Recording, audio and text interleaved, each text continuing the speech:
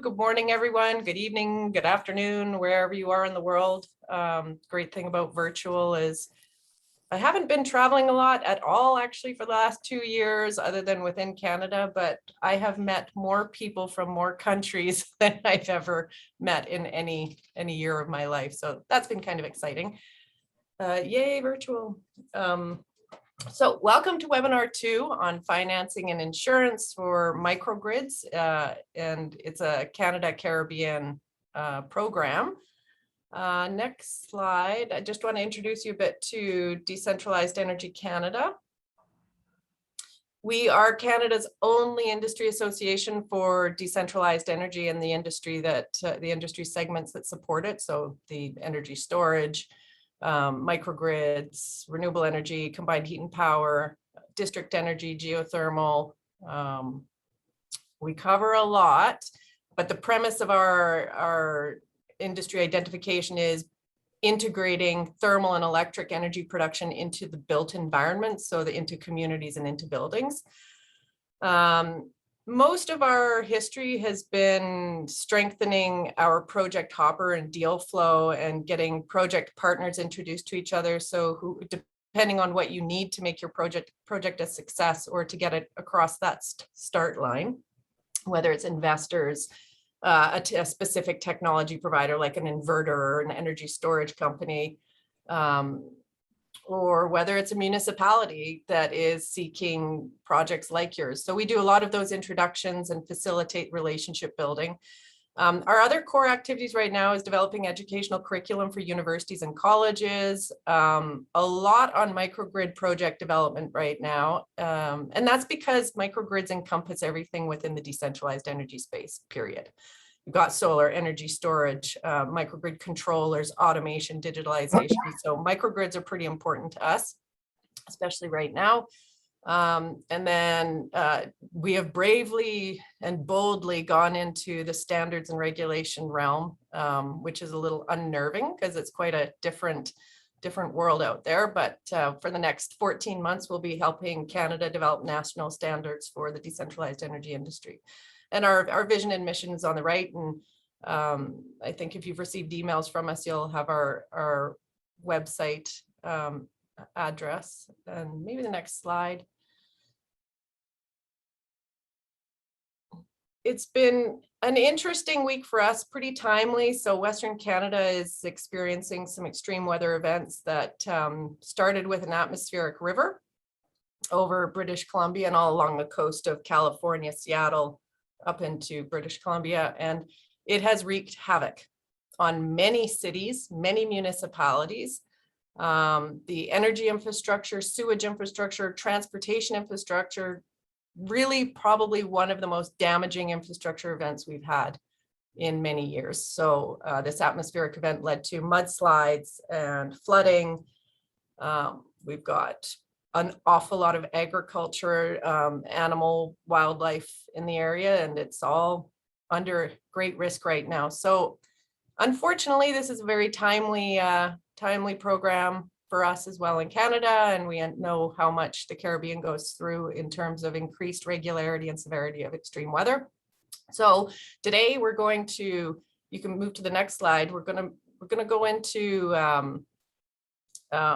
understanding some of the innovative financing options and access to capital and insurance. And this program, the purpose of this program is to introduce Canadian businesses to Caribbean microgrid project opportunities, and to cover not just the technical introductions, but the access to capital and what on earth are we going to do with reinsurance as the cost of, and Bruce is going to tell you a bit about some of the struggles with the cost of insurance for energy assets. So this project is meant to raise awareness of some of the challenges, also raise awareness of some of the opportunities in microgrid development and how it builds more resilient and robust energy infrastructure that can withstand extreme weather. And the next slide. So we have this is our agenda. And so I'm moderating the first, and Martin Ford from Irma is moderating the second, and we have 3 speakers in each, and there'll be a break between. Just a heads up that we are switching the third speaker in the first part, Randy Thompson, is being swapped around with Karen Holder from Gallagher Insurance Brokers. So we're aiming to finish at 12:15 p.m. Mountain or 3:15 Atlantic. We'll see how we do. We might finish a little earlier, but we wanted to give people time because I think there's going to be some good discussion here. So next slide. I just want to do a quick grounding on definitions. So smart grids, we've adopted the definition of smart grids being the electricity networks that allow devices to communicate between suppliers and consumers. So it's the larger, more of that regional transmission distribution, large regional grid structure that is enabled by ICT or digitalization and automation solutions. When you start getting down under smart grids, microgrids are more of they have a boundary. So they're either a campus or a community. They can be connected to the larger smart grid, or they can operate autonomously and off grid. But mini grids and nanogrids, we have adopted the definitions that these are mostly, these are off grid energy systems, either within a community or within a building. So just to get some definitions out of the way, on the next slide. And thank you very much to Global Affairs Canada and the Trade Commissioner Service of Canada and the Rocky Mountain Institute and their Islands program. David Gums has been a key partner. Justin Locke and Chris Burgess have been helping us out for a few years now, and we've been working really well together. So we're extremely appreciative of this relationship and the partnership, and hope we can do more together. And with that, let's get started with our first speaker. We've got Adam Carter here from CIBC First Caribbean Bank, and I will seamlessly hand that over to you, Adam. Okay, thanks, Anoop. Thanks so much. And thanks everyone, and thanks for having me. Thanks to Global Affairs Canada and to DC and to Irma. It's great to be here, and hopefully I can share some perspective in terms of the financing landscape and maybe some opportunities as we see it. So next slide, please, Crystal. So if you want to see a younger and unbearded me, that's me, but more relevant is perhaps my contact information for any of you who've got follow-up questions or just want to have a chat following today. Next, please. So maybe just give everyone just a bit of a quick overview. Everyone, of course, is very familiar with CIBC, and what CIBC First Caribbean is just the Caribbean arm of CIBC. So anything CIBC does in the region is done through us. We actually are, or we're a merger of CIBC and Barclays, and that structure has actually formed First Caribbean. So we don't actually, we're not a branch of CIBC. We're actually an independent company. We've got a public shareholders, but a public float, and we're very, very independent. So that actually has really allowed us to be independent in terms of raising our funding, looking after our clients with products and services that are not necessarily tied to what you see in the Canadian market. And we'll get to that as we get into sort of project finance structures and so on. But it's allowed us to really be tailored in terms of making sure our business is adapted to the Caribbean market. What's probably interesting here is just our net that we have across the Caribbean. So you can see we're from Bahamas, in the north, all the way, across the Eastern Caribbean, and then coming around to the Dutch Caribbean islands.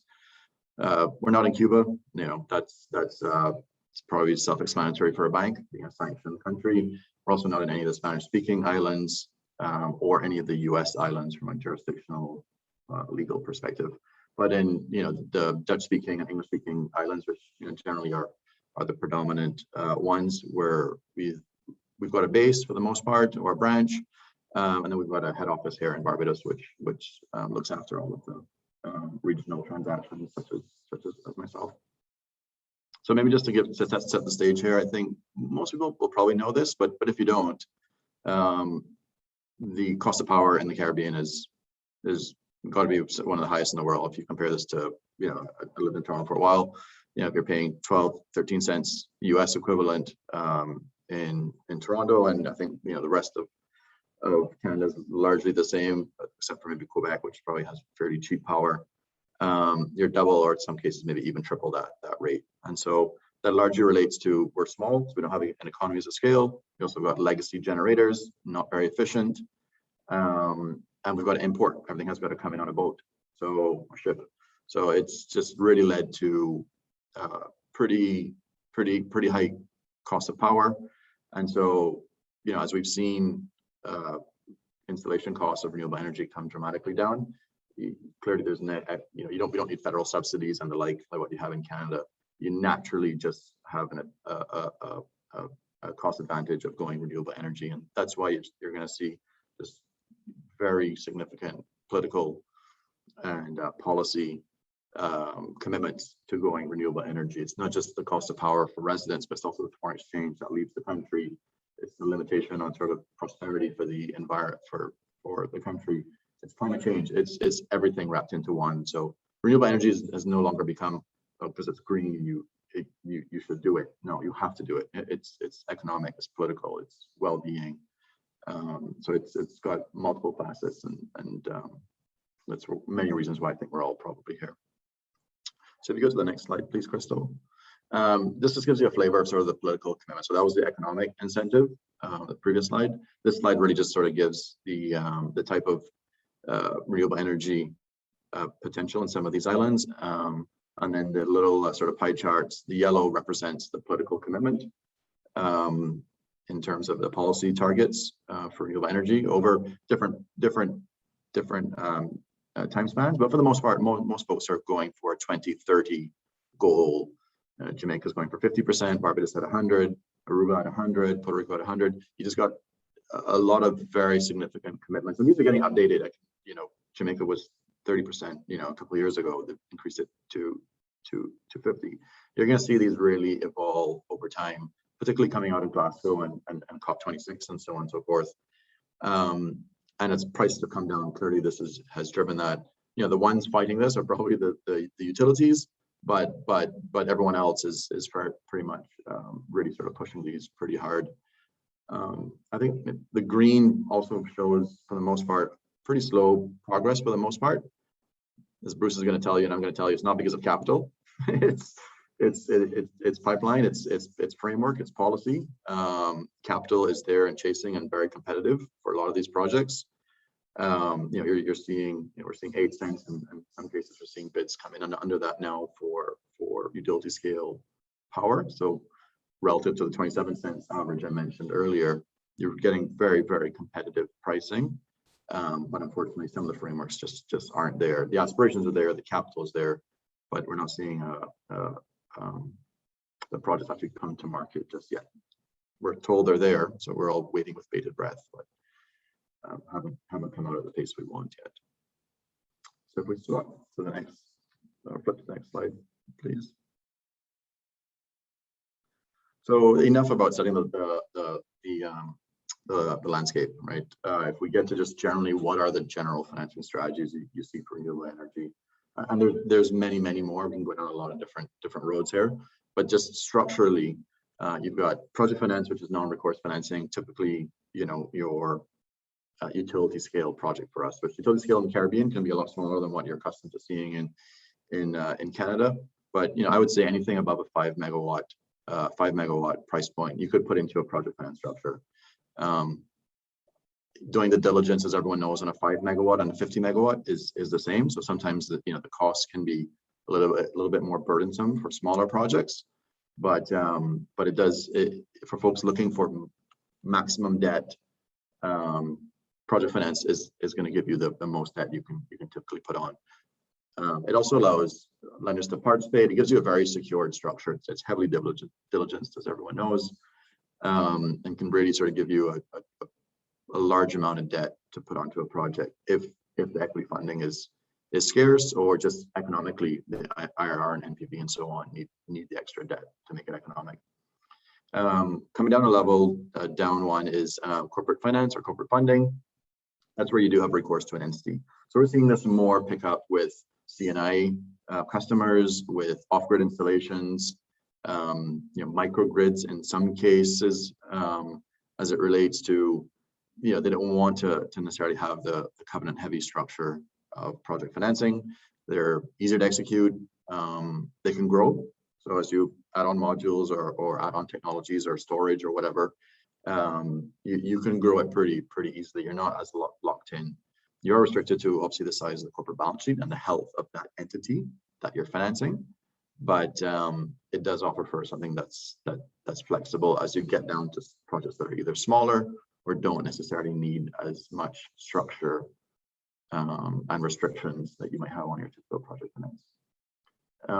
Akin to that, or maybe a hybrid of the two of those, I should be careful how I use the word hybrid, but a merger of the two of those might be bundle financing, where you get multiple projects together and develop a sort of a platform to grow and to tack on projects over time. And so we're seeing that quite a bit. We're seeing a lot of DG projects come to market. That doesn't really work in a project finance structure. Corporate structure may not have the balance sheet yet, and so by bundling them, it gives you a pipeline and certainty of financing to be able to do one and tack on another, and you have a facility that grows with you. And so we're seeing increased opportunities for that. We've had a lot of discussions. We haven't actually implemented one, but we've got pretty far down the roads, and we're just waiting for them to get their legal structures and their frameworks together and hopefully execute, and then we can bring a case study to market and to show other people what some alternatives are around that.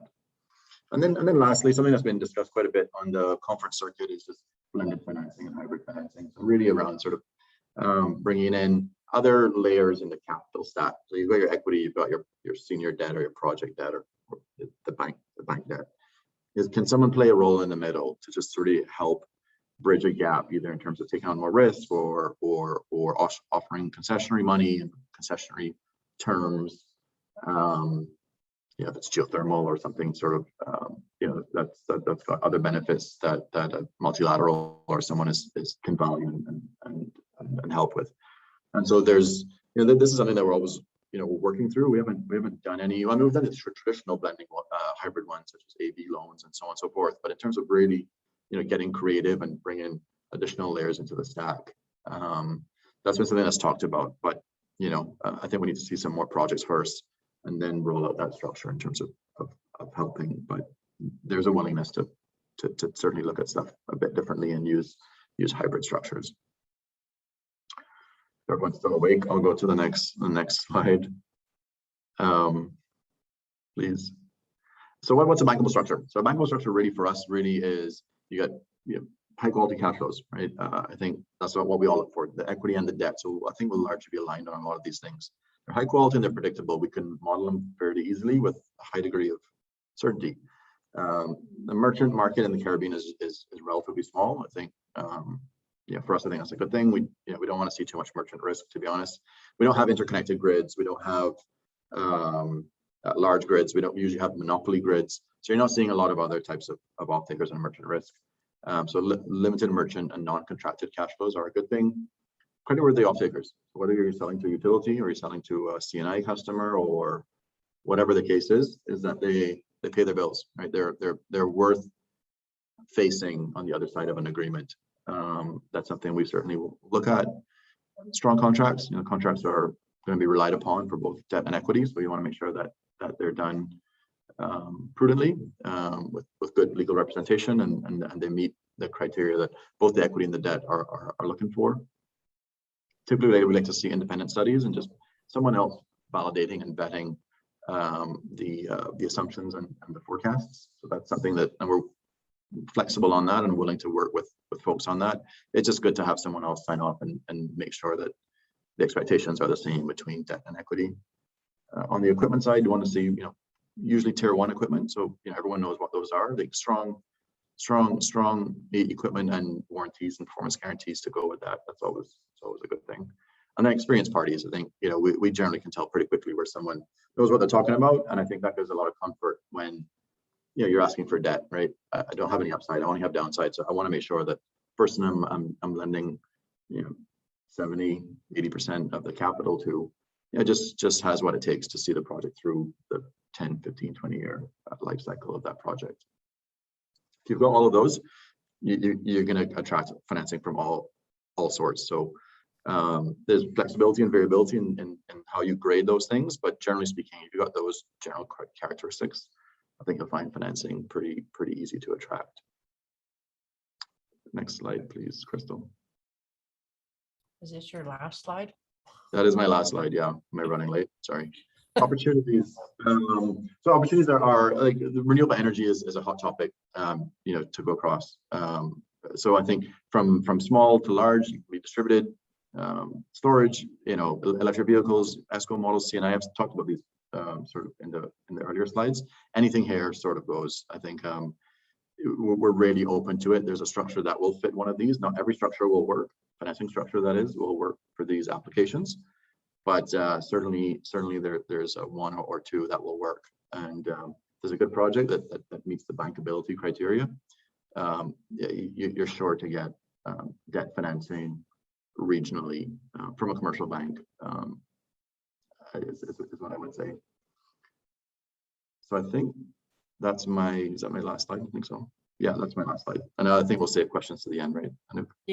Yeah, no, that was a very, very good. I'm sure you are going to have questions, and I'm sure there's people in our network that have projects that they want to talk to you about. It's sad that Randy Thompson can't join until a little bit later, but we're going to have to get you two connected after the event as well. Thank you so much for that. We'll move into Michael Liebman talking about the Puerto Rico Community Energy Resilience Initiative. Over to you, Michael. Fantastic. Thanks, Anouk. I hope I pronounced your name right. Yes. Okay, perfect. Hi, everyone. Good afternoon. Just to make sure, is my audio working? I'm actually in San Juan and I've been having some internet issues. So Anouk and Crystal, can you all hear me? Yeah, your audio is very good. Fantastic. Okay. Awesome. Great. I'm Michael Liebman. I'm a manager on the Irma Islands team, and I lead operations in Puerto Rico, where we're working very closely with Fundación Comunitaria de Puerto Rico, the Puerto Rico Community Foundation, and also the Rockefeller Foundation to provide financing to lower middle income community critical facilities that are trying to put in microgrids and that right now aren't served by the market. So listening to Adam's presentation before about access to capital, I definitely agree. I think that project development is super important, but in Puerto Rico, unfortunately, access to capital could definitely be improved, especially for folks in lower middle income communities. So I'm going to chat a bit more about that. And yeah, looking forward to hearing from other folks. With that, if you can go to the next slide, please, Crystal. So here in Puerto Rico, electricity is a front page news item. And Puerto Rico in 2017 experienced an extremely extended outage. It's the longest outage in US history.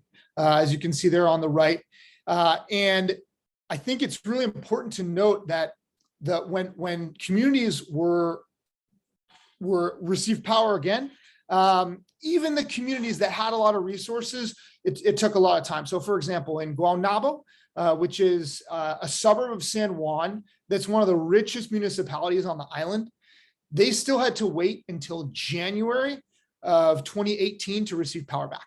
And this is one of the most wealthy municipalities on the island. So it's a problem island-wide, unfortunately, that really resilience is very poor. And it's not just when there's a hurricane.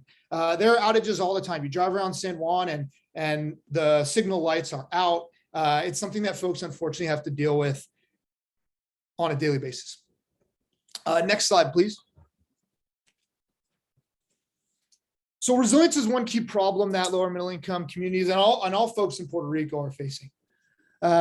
In terms of another key problem is the electricity generation mix. And right now, Act 17 is a really fantastic regulation and now law that had a number of mandates, including 40% renewable energy generation by 2025. And as you can see from this slide right here, renewables is the top line. And right now it's at about 2.5%. This is something from last year. So it's a bit bigger, but still the majority of the generation is done with coal, natural gas, and petroleum. And the fossil fuel lobby is really strong within Puerto Rico. And there still is a question about whether renewable energy can be the future and whether it will work for all folks. So one of our goals is really to provide proof points throughout Puerto Rico that yes, renewables can work and ultimately to have this graph look a bit different. Next slide, please. From an economic perspective, Puerto Rico is definitely challenged. They've been facing a declining population, definitely big declines immediately after Hurricane Maria. But it was, as you can see from this graph here on the right, this was happening even before Hurricane Maria. Folks were leaving the island. And, comparing Puerto Rico to the mainland US, you can see the unemployment rate's higher, poverty rate's higher, and the overall percentage of folks that are in the labor force is lower. So economically, Puerto Rico is definitely struggling. Next slide, please.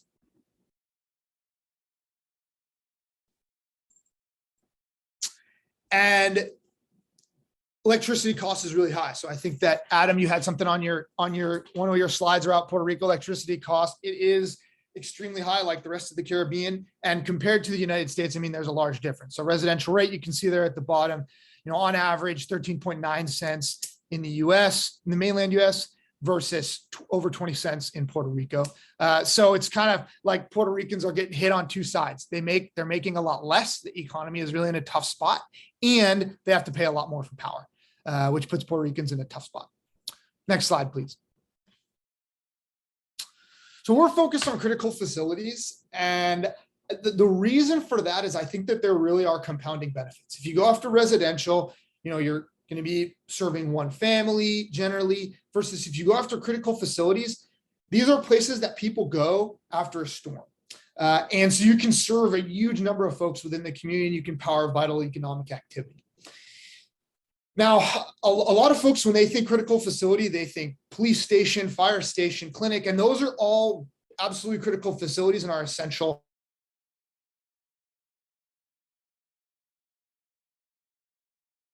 Broader definition of critical facility. So this includes, it could be a gas station hardware store in a rural area. It could be a pharmacy. It could be a nonprofit organization that is receiving aid and is providing aid to folks in the community. So we have a broader definition, and using that broader definition, we estimate over 23,000 critical facilities located throughout Puerto Rico. So there is a huge need for these folks to have resilient electricity so that they can serve communities, both in business as usual times when there are outages from LUMA, and also after events like earthquakes and storms. Next slide, please. So you saw on the previous slide, over 23,000 critical facilities throughout the island. But what you can see here is that only a bit over 400 have received microgrids, a solar plus storage microgrid. So a lot of work needs to be done in terms of looking at the need versus what has been done so far. A lot has to be done. Next slide, please. I just shared a lot of tough information to look at, but I think that what's really powerful about spending time here on Puerto Rico is that nonprofit and small business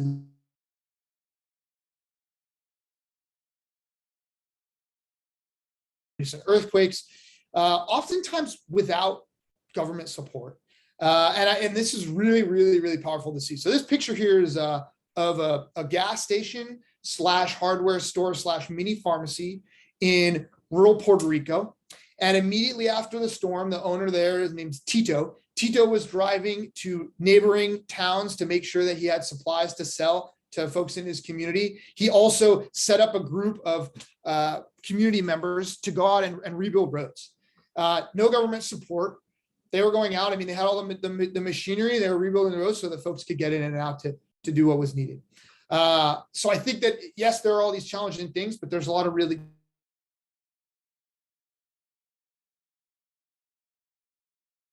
folks. Next slide, please.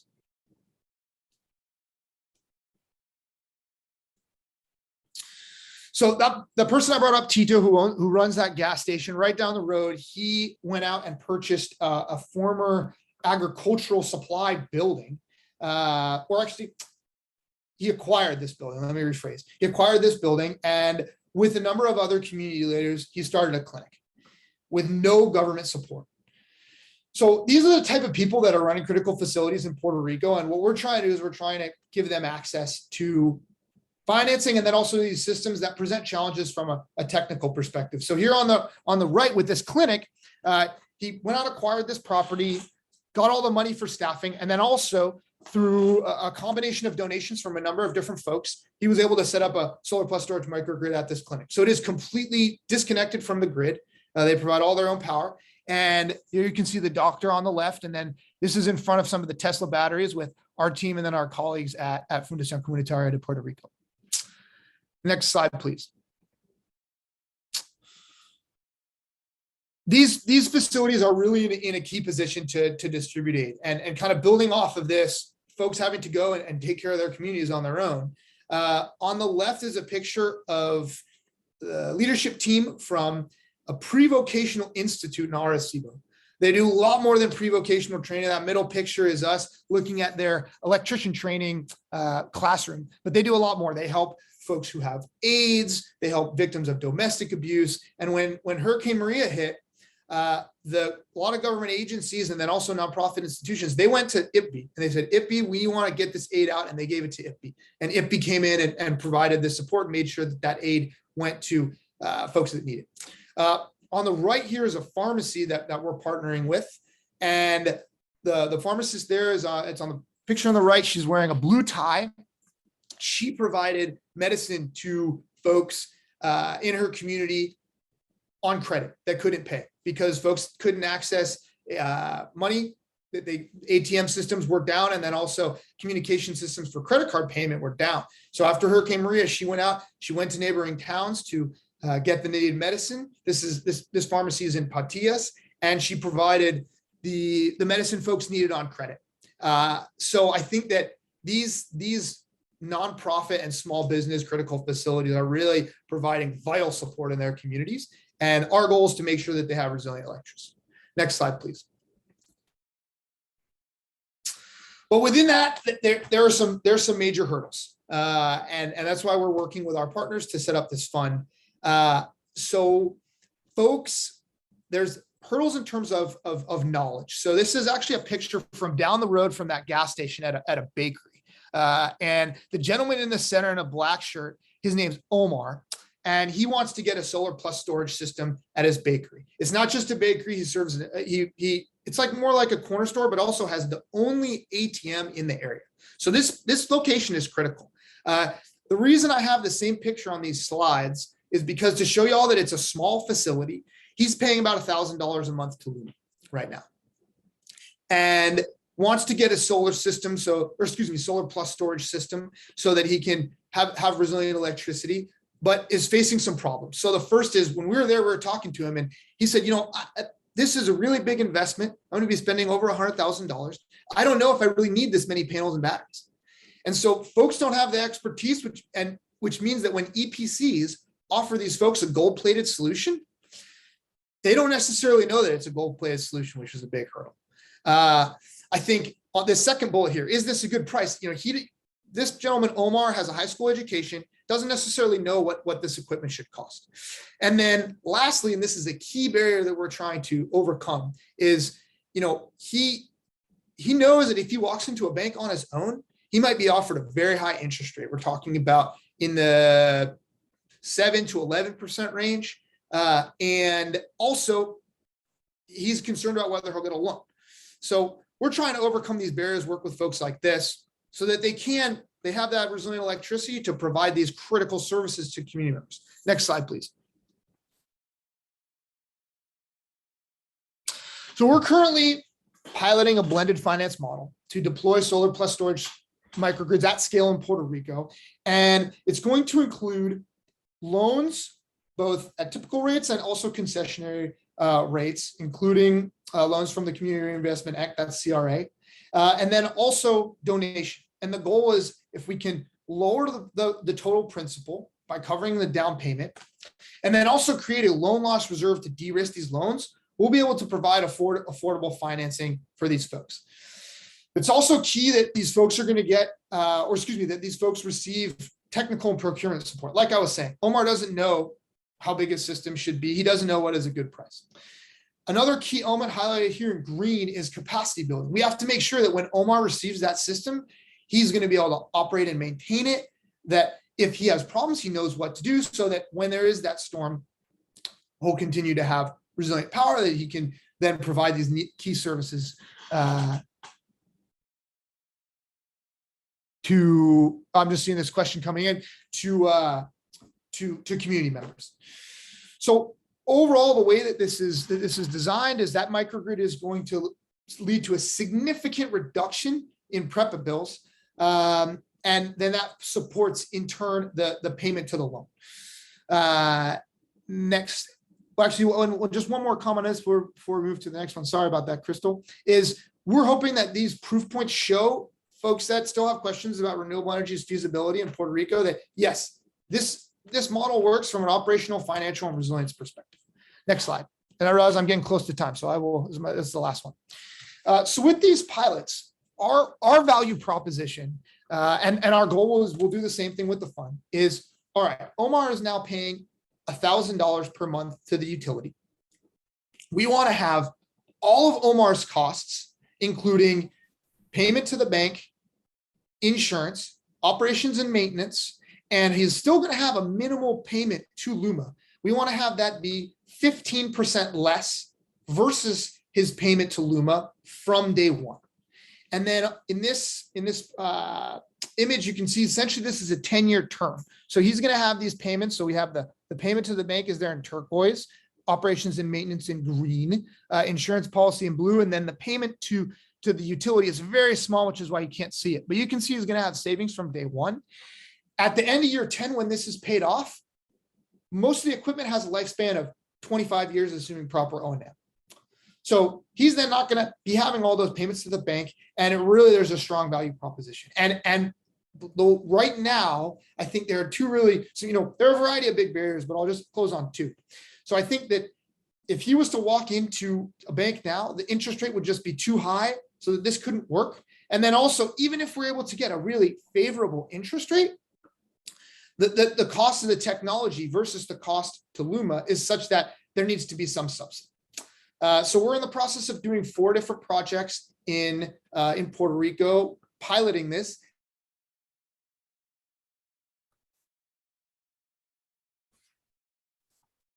And that would be in collaboration with the Rockefeller Foundation and also with Fundación Comunitaria, and likely with a fund manager that we're in some advanced discussions with an option here in Puerto Rico.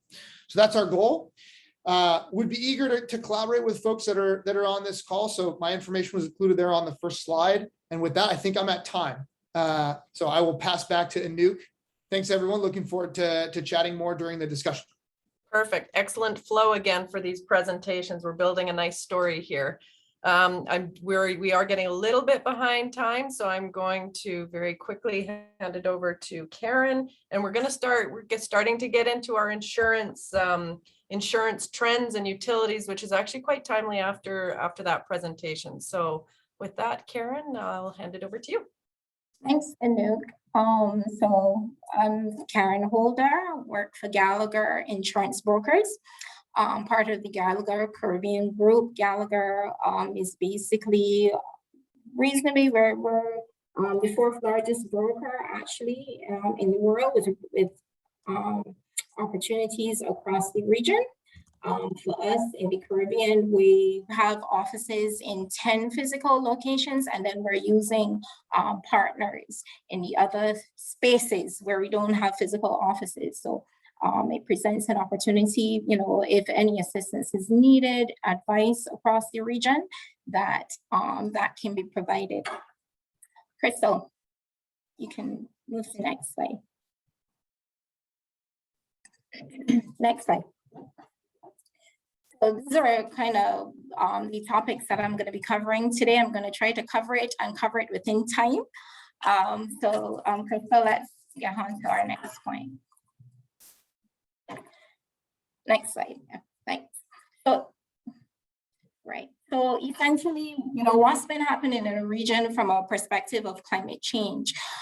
We know that the islands in the region have been in some ways disproportionately impacted by climate change. And notably in 2017, we would have known 2 of the 3 most significant weather systems that passed through the region would have had a substantial impact on the Caribbean, and by extension, utilities in the region as well. Back in 2017, Munich Re actually reported in excess of $130 billion in insured losses to the region as a result of these weather systems that for us in the insurance circles, we were refer to as HIM, Harvey, Irma, and Maria. And I'm sure that most people operating in this space know all too well about the impacts that those have had. We've also had, the issues with volcanic activity. Recently, Barbados we're not a volcanic island, but, we in the evening, I was chatting with someone in our offices in St. Vincent and basically saying, I'm wishing you guys well. And by the following morning, Barbados was covered in ash. So it shows you the impact around the region and how close our regions are and how we can be impacted. Next slide. So we know, and one of the things, according to the World Bank, and I think Michael or Adam alluded to the fact, I think it was Michael, talking about the extent of the infiltration of renewable energy in Puerto Rico. But according to the World Bank, we're seeing a situation where over 90% of the region's utility companies are still generating electricity through the use of fossil fuels. So for us, resiliency in the region and to borrow the terminology is not just about, being able or being in a position to be able to, build back better, but also to bounce forward. And therefore, it is about building resilient infrastructures in response to climate change and also, in relation to the sustainable development goals. And we would have referred to a lot of these goals needing to be achieved by the year 2030 within the context of the Caribbean. There may be some adjustments that are needed, but certainly this is where we're heading. Right? And therefore, for us, the utilities in the region need to be able to respond quickly and have a sustainable recovery and rehabilitation plan to be able to move forward. Next slide. So how's the region responding? The region is responding by recognizing this need to move away from fossil fuels and move into renewable energy. And what is happening within the context of the region, you're seeing, like, for example, in Grenada and Dominica, where people are engaging in, more renewable energy plants through solar and through hydro. These things are accessible to us in the region. And then what is happening is that persons within the region are going more towards that direction. What we've also been seeing is that there's been a lot of third-party engagement as well in terms of doing solar farms. Persons have been doing ground-mounted systems. They're renting and leasing spaces. I mean, in the Caribbean, because of the small spaces, you're also looking at space utilization, and that is happening across the region. So persons are using roof spaces on commercial spaces, retail spaces, and also private and residentials. And we've also been seeing the increase in the loan activity with respect to these renewables. Next slide. So what does this all mean for insurance in the region, right? From a perspective of what is going on in the market, we're still in a very tough insurance cycle, and that is translated regionally as well. Over the last 3 years, and most notably up until 2017, I mean, the region, we've been having considerable amount of losses. You're seeing the increase in frequency and severity of losses within the region. And 2017 actually became like a turning point within the industry in terms of that tightening of the market and the hardening of the insurance market. And what is happening is within the region, within the Caribbean region, because remember, we're in a catastrophe zone, heavily exposed to wind, and therefore you're seeing shrinking of capacity upwards of 25% in some spaces. What is also happening is that rates would have, I don't even know how to explain what has happened to rates in the region over the last 4 years in terms of insurance costs. But what is happening, that is starting to stabilize now, but we're still seeing increases, year-on-year increases, 10 to 15%, 20% in some instances on the insurances. with respect to clean business. So, you know, if you're operating in a space where the assets have been exposed, they've been impacted, that, you know, that can also be add additional costs to the entities. What we would say is that, you know, insurers are also still very cautious about the insurance on battery systems, also on the renewables, because as I mentioned, we are in a wind exposed area, and that is a consideration on the insurers and in terms of how resilient these structures are to wind, and that is a serious consideration in terms of build across the Caribbean at this point in time, because insurers will continue with their robust underwriting. Next slide.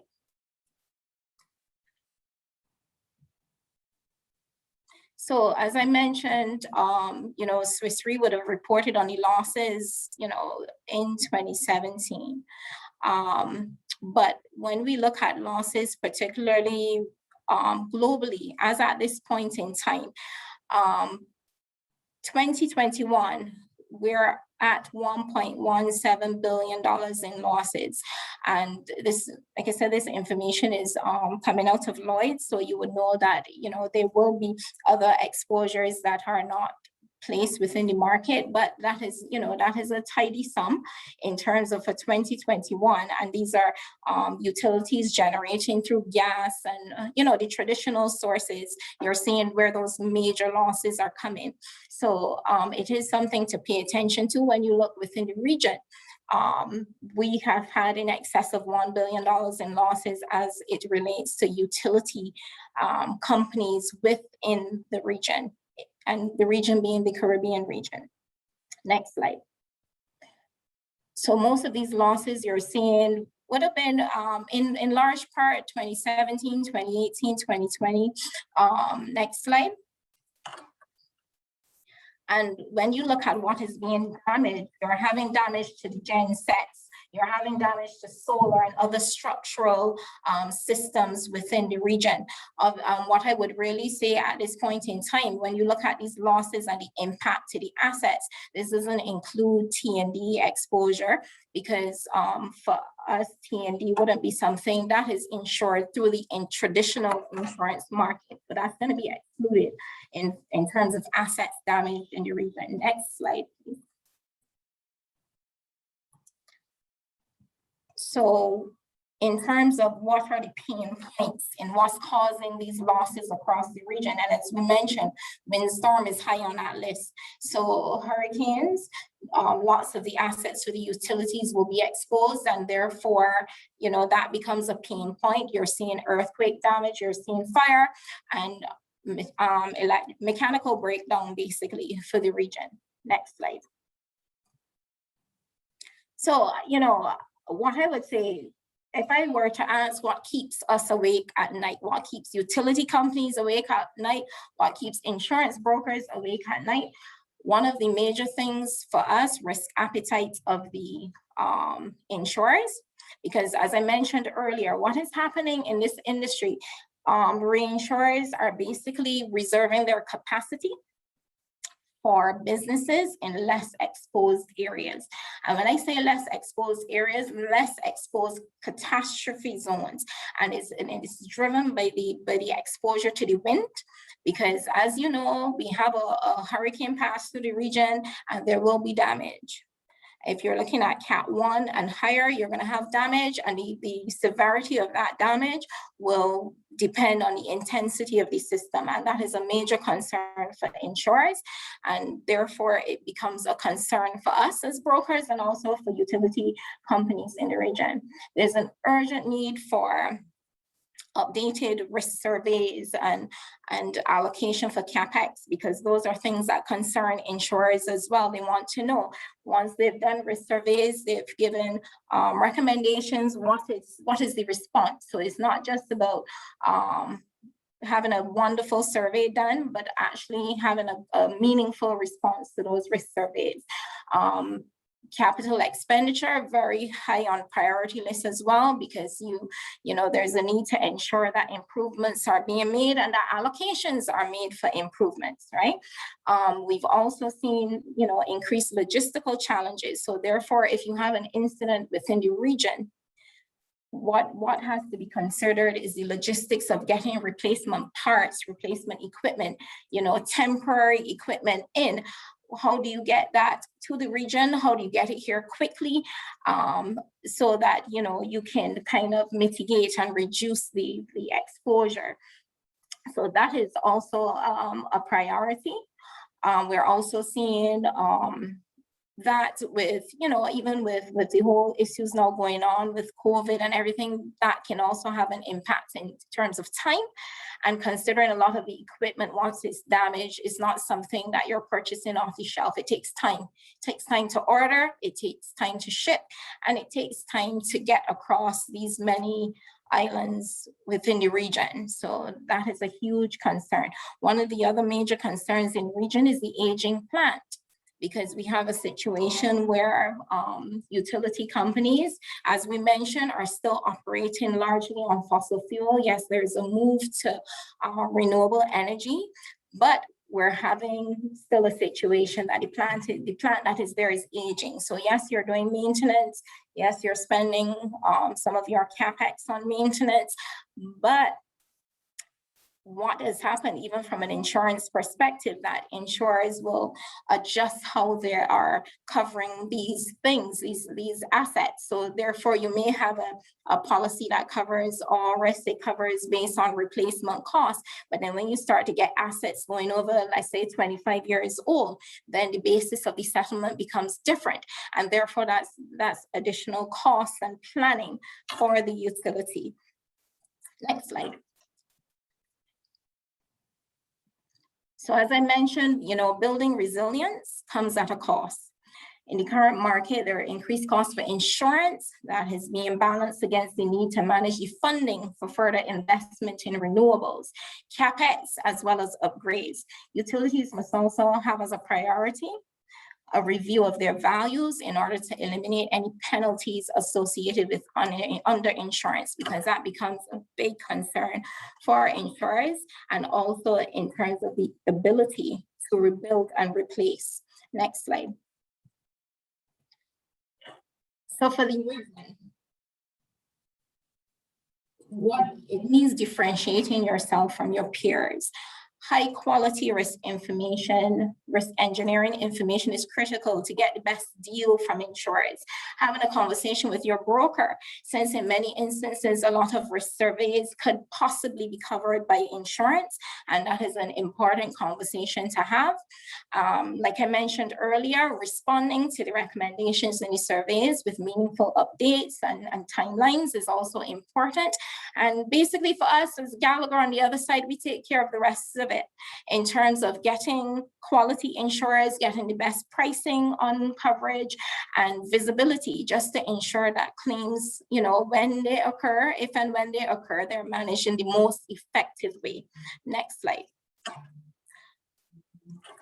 So I just wanted to just a couple of points on COVID, because, you know, there are some impacts on the insurance, and what is happening is that you're going to see more and more exclusions being added to policies. So traditionally, in some spaces, there was limited coverage for pandemics in insurance policies. That's pre-COVID. Post-COVID, what you're seeing is exclusions being added to every single policy with respect to what would be a pandemic. And, you know, in some spaces, people may say insurance companies are quite reactive. And when we had 9/11 occur, there were terrorism exclusions put on every single policy. I mean, in the space now, you're able to buy terrorism coverage. And what is happening, the same thing with COVID. Basically, that becomes an exclusion for both, not only on property, but also liability policies. So that is something to be considered. And then within the region, because of the restricted movements, it has been a challenge conducting risk surveys and stuff like that. And in some instances, some of them have been delayed, and some of the risk surveys have been done on a desktop basis. That has not been the ideal situation for insurance, but it is changing. Next slide. So what's next? What's next for the region's utilities from an insurance perspective? We must become a bit more creative in our risk management. Consideration should be given to alternative risk transfer methods, for example, self-insurance and self-insured retentions. Captives, particularly in a tough market, is a viable option for the region as well. But regionally, risk management consideration should be given to things like risk sharing in order to build the required economies of scale for the region. Many governments in the region also engage in disaster risk financing, as well as the use of CRIF to support their recovery plans. I'm not going to touch on this because I know Anthony, Mr. Isaac Anthony is going to talk a bit on CRIF and how we build resiliency through those methods.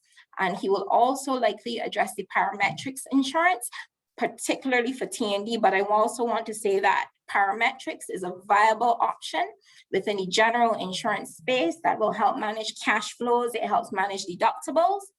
And, finally, for us, resiliency in the region is about robust risk management as a priority, risk transfer mechanisms, as well as sourcing the requisite funds to enable the infrastructure that will withstand potential hazards and support climate action. Next slide. So thank you. That's covering some information, some very valuable information that a lot of our audience has not actually had access to. So even that distinction between transmission distribution versus the generation assets is a very useful thing for us to know going forward and planning. We do have a 5-minute break scheduled here, and I think if all of the panelists are okay with it, I don't think we need the full 5 minutes. Is everyone okay with that? If we do a 2-minute just to refill your coffee cup or your water, whatever, and just do a 2-minute, and then at 11:02, Martin could come back. Is anybody not happy with that? Okay, I think we're all good. Okay, so go refill your coffee, go to the bathroom, do what you need to do, and then Martin, if you can be ready at 11:02 to kick into gear again with your opening, and then Bruce Levy.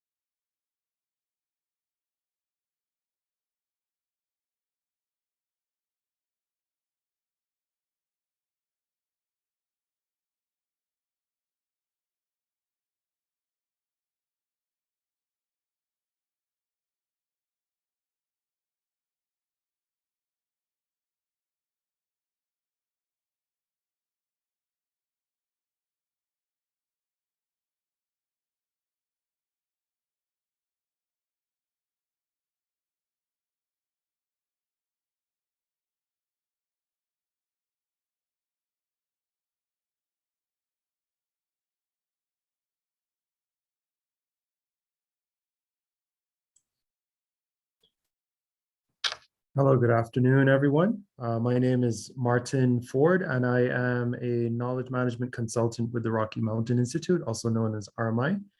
And I want to say thank you to Anouk and the team at DEC for inviting me today to help moderate this segment, where we'll be looking at insurance trends and issues.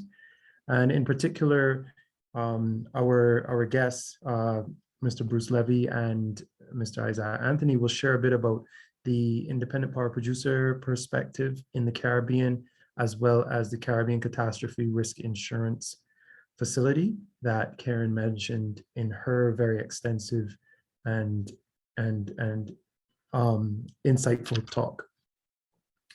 So without any further ado, Bruce, are you back? I'm here. Great. I'll hand over to you from BMR Energy, and thank you so much for being here. Well, thanks a lot, Martin. My company, BMR Energy, is spends all of its time on renewable energy in the Caribbean. If we go to the next slide, just to give you a little dimension on BMR, we own six.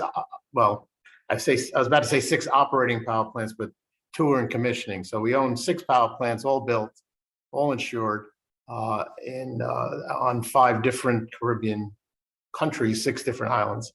Our biggest project is a wind plant in Jamaica, 36 megawatts, been operating about 5 years. But we have solar plants, 5 different solar plants, one in Guatemala, Caymans, St. Croix, St. Thomas, and now in Costa Rica. And you can see those plants are all pretty small, 5 to 7 megawatts. Value and replacement cost somewhere in the $10 million range, plus or minus, depending on which unit it is. And so insurance is a significant part of what we do. And as we go through new business, we have development projects underway throughout the Caribbean on the same islands and in different islands. Insurance plays a very big part of what we do. And in fact, for the solar plants, insurance is often as high as 35% of our revenue, which is not sustainable. It wasn't that way at the beginning, pre-2017. So insurance is quite an interesting challenge for us. We spend a lot of time on it. Next slide, please. One asks the question, why do you need insurance? How much insurance do you need, and what drives it? Solar power is really the growing part of the supply in the Caribbean, and it's a growing part of supply because it's much lower cost than any other source of energy. The bigger the island, the bigger the plant, the lower the cost, because it's a very scalable project. And any utility or government or private company or homeowner that wants to save money on their utility bills will switch to solar energy, or at least for a portion of their power.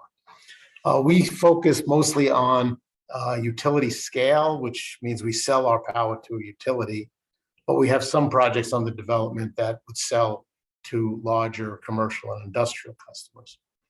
And the interesting thing about solar power plants is their capital cost is, I wouldn't say high, but capital cost is the biggest part of the investment.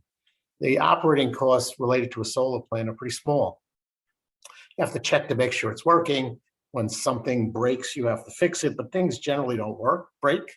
But the biggest, so your operating costs are a pretty small percentage of your capital cost.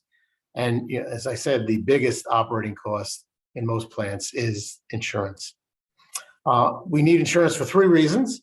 One is the utilities we sell power to insist that we have insurance, so that they can depend on our power, even in case of a situation, whether it's just a breakage or a storm that causes some damage. Lenders won't lend us money unless they're sure they can get repaid, and they require us to have insurance. And then we invest a lot of money in these plants as well, so our shareholders also like us to have insurance. So you need insurance. The argument, of course, is how much and what type of insurance, but it clearly is an absolute necessity. And insurance, provides protection from 2 types of damage. One is just breakage of things. I call it man-made, not intentional, but sometimes things break. And natural damage, which are related to hurricanes and damage. And what we will find is renewable energy equipment spends most of its time outside, whether it's a wind plant or solar panels. They're outside and exposed to the elements, whereas conventional power plants, whether it's boilers or diesel engines, are usually inside a building and protected from the weather. So we have a much higher exposure for renewable energy to call it natural or catastrophic storm damage or earthquake or floods than conventional power plants. It's an interesting thing, though, that, and I found this in some islands, I'm sure they're not all like this, is while utilities typically require us to have insurance for our plants, they generally self-insure their own plants. And we've seen many islands in the Caribbean where the utility has plants that don't work. They're short power because their plants were damaged in a storm and they never fixed them, or got flooded in a storm and never fixed them. So it's an interesting double standard that renewable energy plants are required, and they should, by the way, have insurance, but so should the utility plants. Next slide. Echoing some of the comments that Karen made, the world of insurance changed in 2017. And that chart Karen put up really showed why, and that is there was not too many losses from renewable energy equipment in the Caribbean before 2017. 2017 had the two storms, Irma and Maria, that went through most of the northern Caribbean, from all the way from the eastern island of I can't think of which one it is, through Puerto Rico, through the U.S. Virgin Islands, and kept going across the northern Caribbean. And in that path, it essentially destroyed almost every renewable solar plant under 10 megawatts. And when I say destroyed, some were actually destroyed, torn up, just looked like a pile of rubble. Others were heavily damaged by water, but were able to be repaired, but were damaged. Wind plants did a bit better. Wind plants are designed for high winds, so they most of them had some damage, but one or two were significantly damaged. And the larger solar plants were not as damaged, and there's a couple of reasons why. Since that time, most insurers have started leaving the industry, or if not, when I say the industry, the insurance for the Caribbean renewable energy industry. There were several big players that were quite active. Those players have all scaled back their participation. And the secondary market has pretty much gone away. So any insurer taking on a risk has to own that risk. They can't generally lay it off. And so that's caused insurers to take a lot less risk. The Caribbean suffers from two disadvantages. One is it's being smaller in size, so you don't have 1,000 megawatt projects or 500 megawatt projects. The largest wind project you could usually find in the Caribbean is 30 to 50 megawatts. And the largest solar plant is probably pushing 60 megawatts or something like that. So, but most of them are in the 5 to 10 megawatt size. That tends to make them harder to insure anyway. But the fact that they're also located in an area with frequent windstorms. Now, it's kind of an interesting story you hear from insurance brokers and insurers that the reason they don't want to, or it's making it much more expensive and difficult to insure in the Caribbean is because of the storms. But then you ask them to show you the source of their risk losses, and it's usually mostly from much larger countries. They'll point to wildfires in California, floods in southern US, and there are really the Caribbean actual dollar losses compared to the rest of the world losses is relatively small, kind of compatible with our size. But there's just a general view by insurers that hurricanes are bad, the islands are really not prepared for them, and there's a reluctance to cover the projects. For example, when you go to renew a policy, there's almost a litmus test you have to pass of whether you had a claim in the last year. And if you had a claim in the last year, renewal by the current carrier is just not even an option in most cases. And you have to go find new carriers that are willing to take on a risk where there was a proven claim previously. That's the danger with insurance in general, but clearly it's gotten much worse for the smaller plants in the Caribbean. And the real issue here is that the increased cost of insurance are threatening the viability of the projects, really robbing the Caribbean in general the ability to take advantage of the low cost of renewable energy. So really some solution to this problem is needed. If you go to the next slide, there's a few things we have to do. One is we have to build the plants better to reduce losses. And since of our 6 plants, we took over 2 plants that were destroyed or heavily damaged by the hurricanes. And I could tell you there were reasons they were heavily damaged. They were not built to withstand the high winds. They were built to withstand high winds, but not the high winds that you should expect in a hurricane. They were not weatherproof. Much of the electrical equipment on one of the plants was completely flooded, and it was not weatherproof. So our plants are built to much higher standards, and we do that.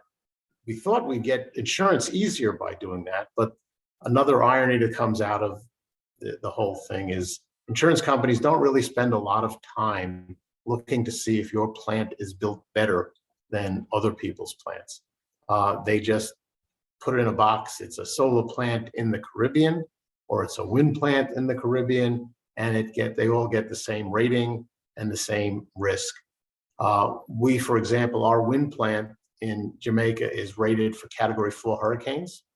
It was designed to that standard. It's operated and withstood that standard. In other places, we haven't had a Category 4 hurricane.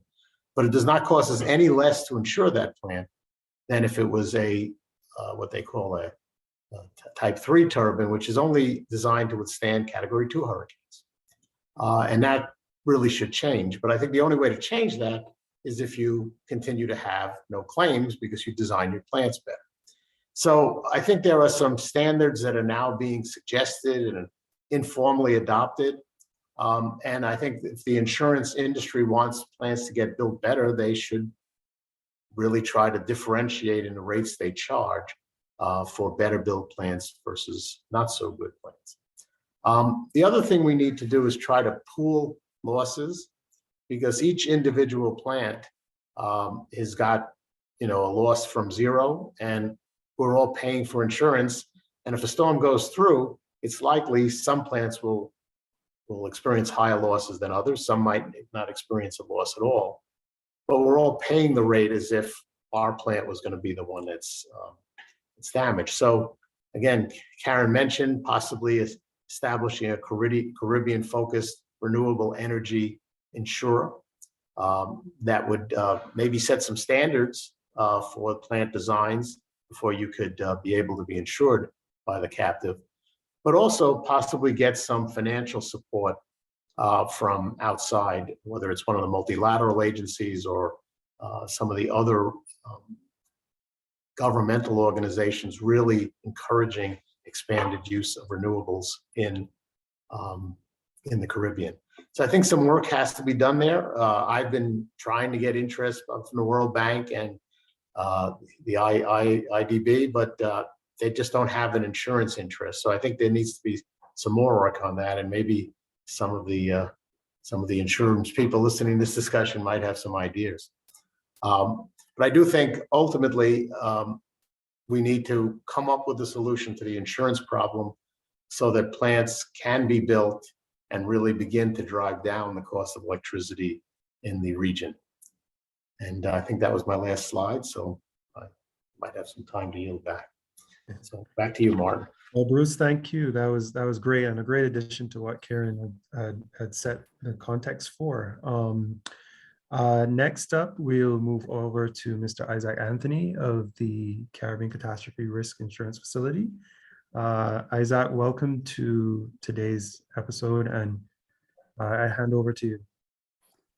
Thank you, Martin, and thanks for inviting me to participate in this discussion. This presentation will complement, I think, the excellent presentations from both Karen and the person who spoke a while ago, and Bruce, it was, I think, right? And essentially, I'm basically going to give you an indication of what CRIF is about, formerly known as the Caribbean Catastrophe Risk Insurance Facility, which was established in the year 2007. which initially was established for government, but we can now see how important and how relevant this particular facility, but more importantly, how significant and relevant is parametric insurance to the whole energy sector. So, but before I do, I will just give a little bit of context. And if you go to the next slide. Next slide. Yeah, to give a bit of context, sorry, right. In terms of the whole Caribbean landscape as it relates to disaster. And much of this you already know about the vulnerability of the region. One of the most vulnerable regions in the world to natural disasters, including tropical cyclone, flooding, landslide, earthquake, and so on. And and we've seen that manifested in many of the events that we have seen, certainly in recent times. And indeed, you recall 2017 was a big year with the two superstorms where we had Irma and Maria. But again, in the context of the Caribbean, we see the intrinsic economic, environmental, and social vulnerability, limited national resources, significant competition, between the kinds of land use, a high level of dependence on major economic sectors, and of course, fragile ecosystems and so on, and limited capacity. One of the other characteristics of the region is that we have seen that a lot of much of the population and infrastructure are really located in coastal zones, thus really increasing the vulnerability, of the people and certainly the infrastructure to what we refer to as hydrometeorological events, and of course, climate change. Next slide. So talking about the question about vulnerability again, when we make the comparison between the Caribbean and certainly the rest of the world, which actually includes, small states, we clearly see that the Caribbean is way up there. For one, from the perspective of damage, we are seeing that the Caribbean clearly is leading as a percentage of gross domestic product, that is certainly leading other small states, as well as the rest of the world. Even in terms of the frequency of those disasters, again, we are well on top. And we are not far from the top in terms of populations most affected. And I suspect that clearly has to do with size in terms of numbers of persons and so on. We also see that in terms of the total damage in the region, between 1950 and 2014, the losses actually exceeded 22 billion when compared to the 58 billion for similar disasters globally. And of course, if we look to the bottom right of this slide, we saw what Hurricane Ivan in 2004 did. In fact, Hurricane Ivan is the event that actually gave birth, in a sense, to CRIF, because it was such the losses were so staggering, certainly in terms of the impact on Grenada and even Cayman, that it really forced the governments of the Caribbean to come together to help find a solution to this problem. And as I said, that led to the creation of CRIF. We saw what happened in the case of Montserrat with Hugo. And of course, more recently, we had Hurricanes Erika and Maria. And I think Bruce was trying to remember, I think Maria, where the losses were put at over 200% of gross domestic product. Next slide. Next slide, please. I think you skip one. Right. So again, we are saying that again, just to build on the case, the story, we are saying that for natural disasters for the period 1980 to 2015 accounted for 1.5% of GDP in emerging markets, compared to only 0.3 of GDP in developing countries. And of course, the Caribbean countries actually, at least 20 of them are actually considered to be some of the most vulnerable countries in the world. And because of that, it is very important for these countries to be able to obtain the necessary financial support to be able to respond or to recover from natural disasters. Next slide.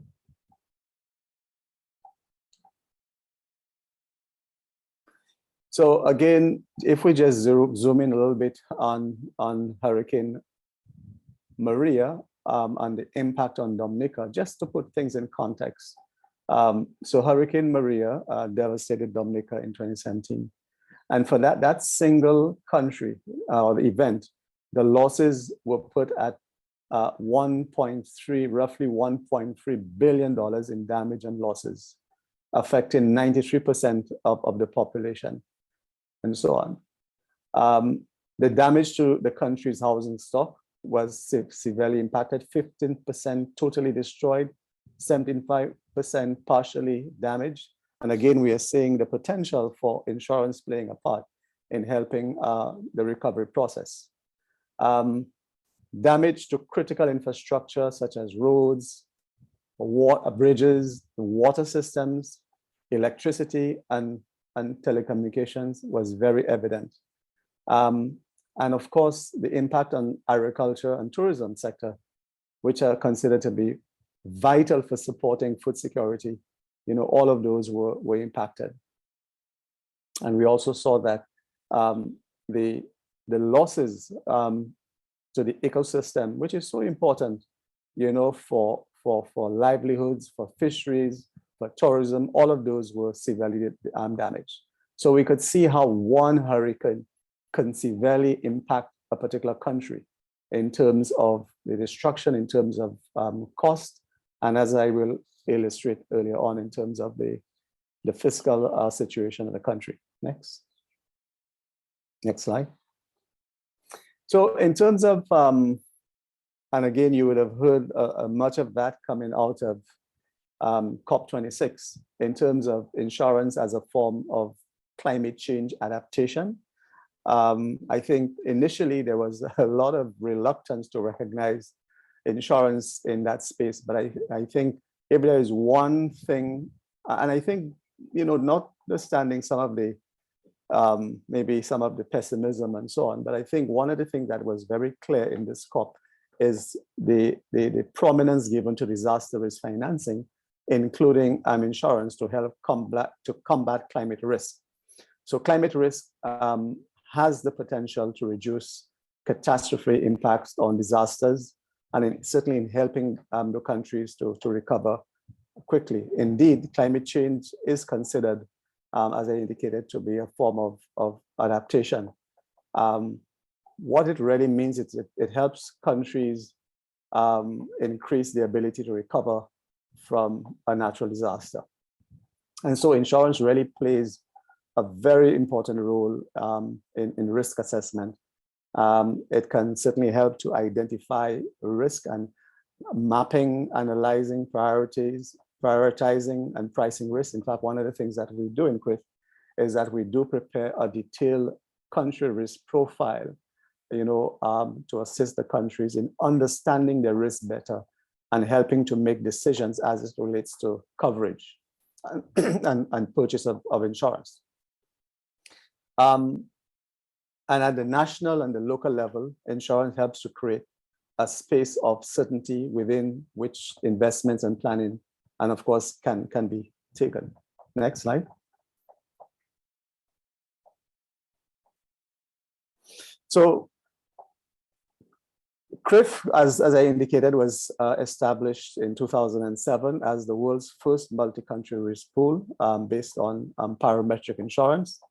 And just to be clear, parametric insurance differs from traditional indemnity insurance in that it does not require a detailed assessment of losses after an event. Because typically when that's done, it would take some time for losses to be calculated and therefore for insurance payouts to be determined. It's all based on a predefined model, which estimates losses, and therefore, and based on certain triggers, based on the intensity on the event, one is able to make a determination as to what the losses are associated with a particular event. And once that's determined, we are able to then make a clear determination as to what the payout, for the policyholder would be. So originally, it was designed to limit the financial impact of catastrophic hurricanes and earthquakes. And essentially, because we're able to pay quickly within 14 days, it is really a form of short-term funding to support the relief in the immediate aftermath of a disaster. Next slide. And this slide basically just highlights where the liquidity caps and where CRIF really comes in. It's not considered to be emergency because typically countries would be expected to have some level of resources, whether it be resorting to internal reallocations and so on. It is not necessarily considered to be insurance for long-term reconstruction, which would typically come from, for example, loans and so on, but it comes in between those two. And so it really is a form, or it really seeks to address that liquidity cap in order to help the countries recover as quickly as possible. Next slide.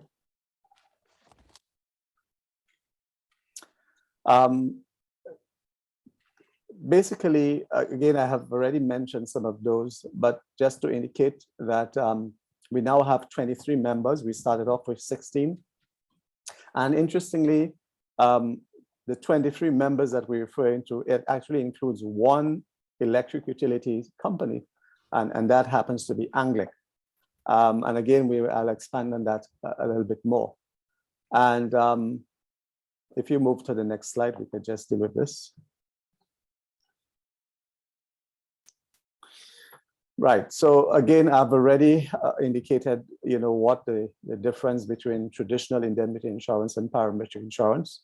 But again, because we are able to make a determination of the losses, it means that CRIF is able to make quick payouts following a particular, whether it be a hurricane, whether it be an excess rainfall event, or whether it be an earthquake.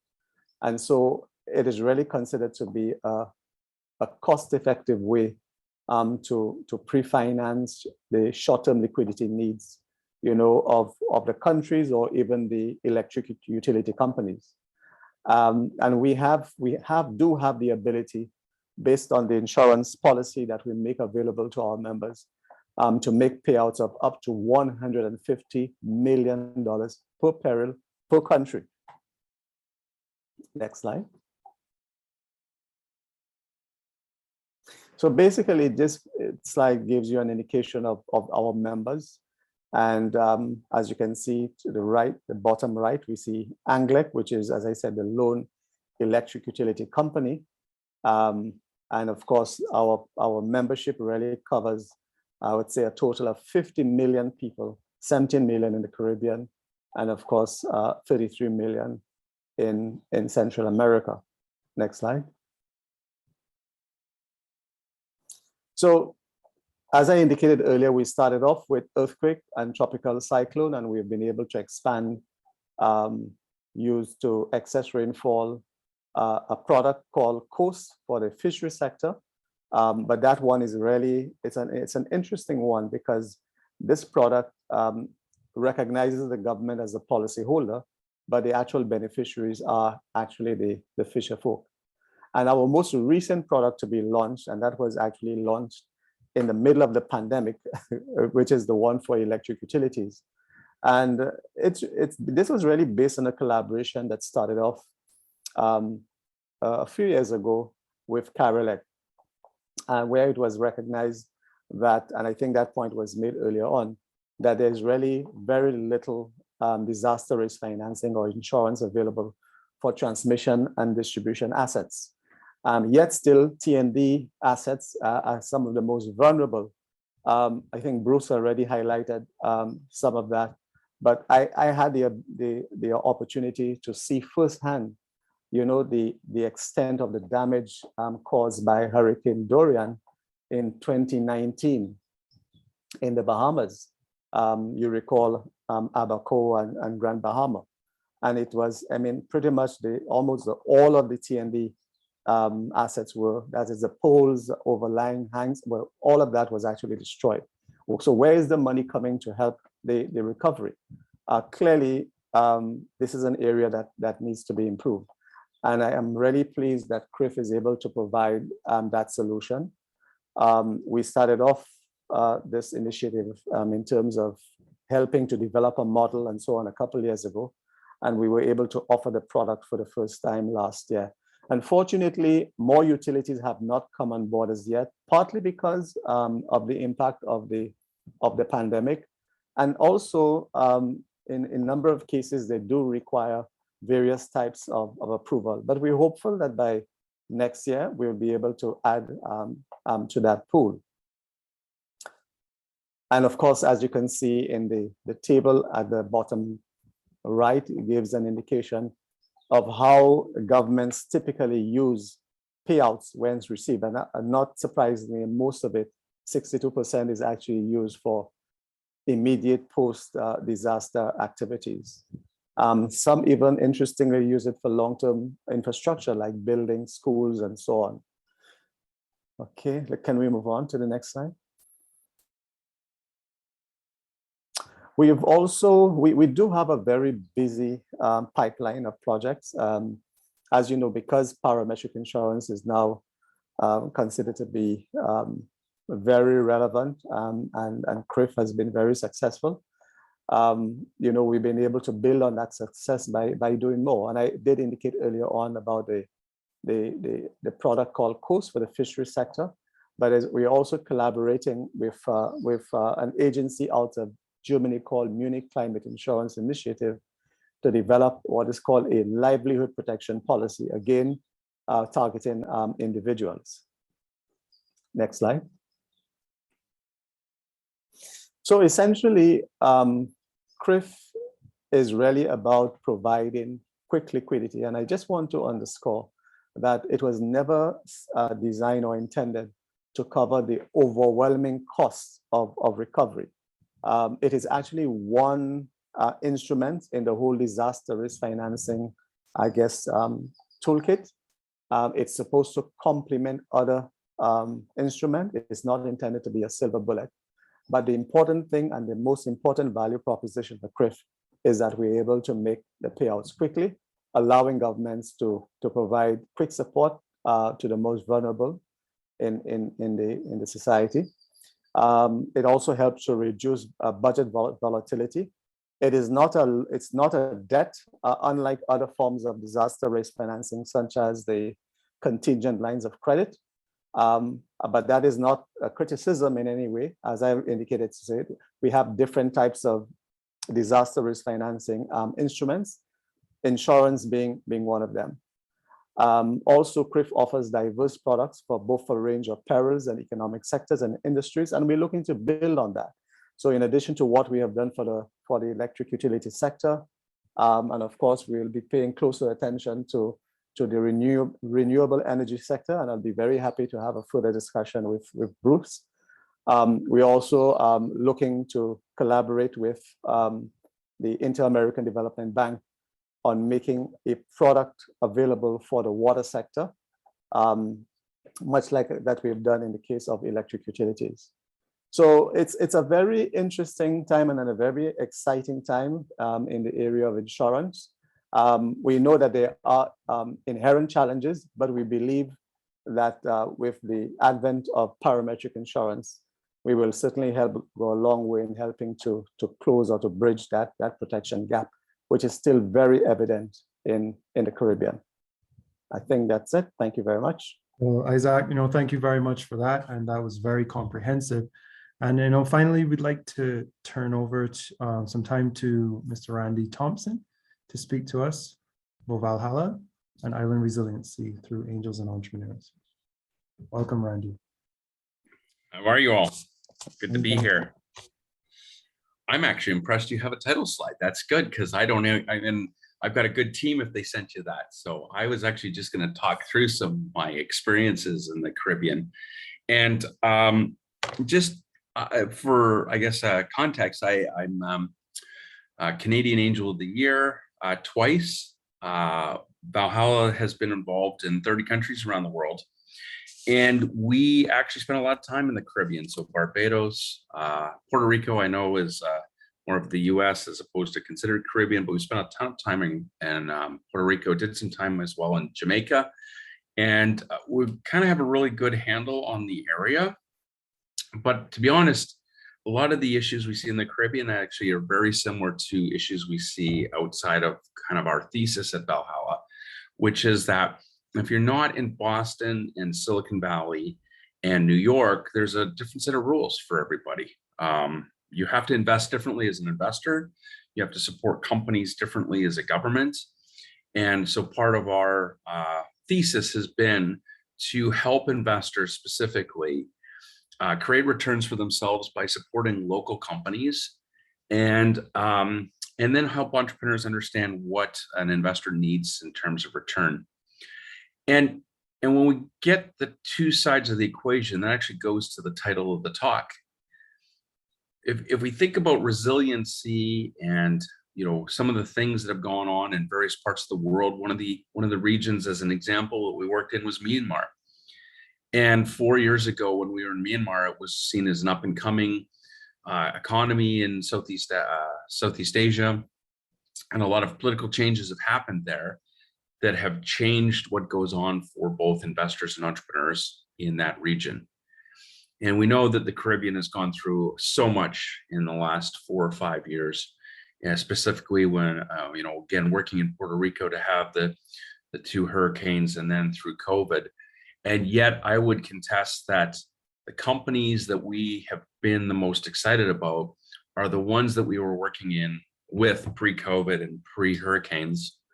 We're working right now on a company that's being sold for north of $20 million US on the island.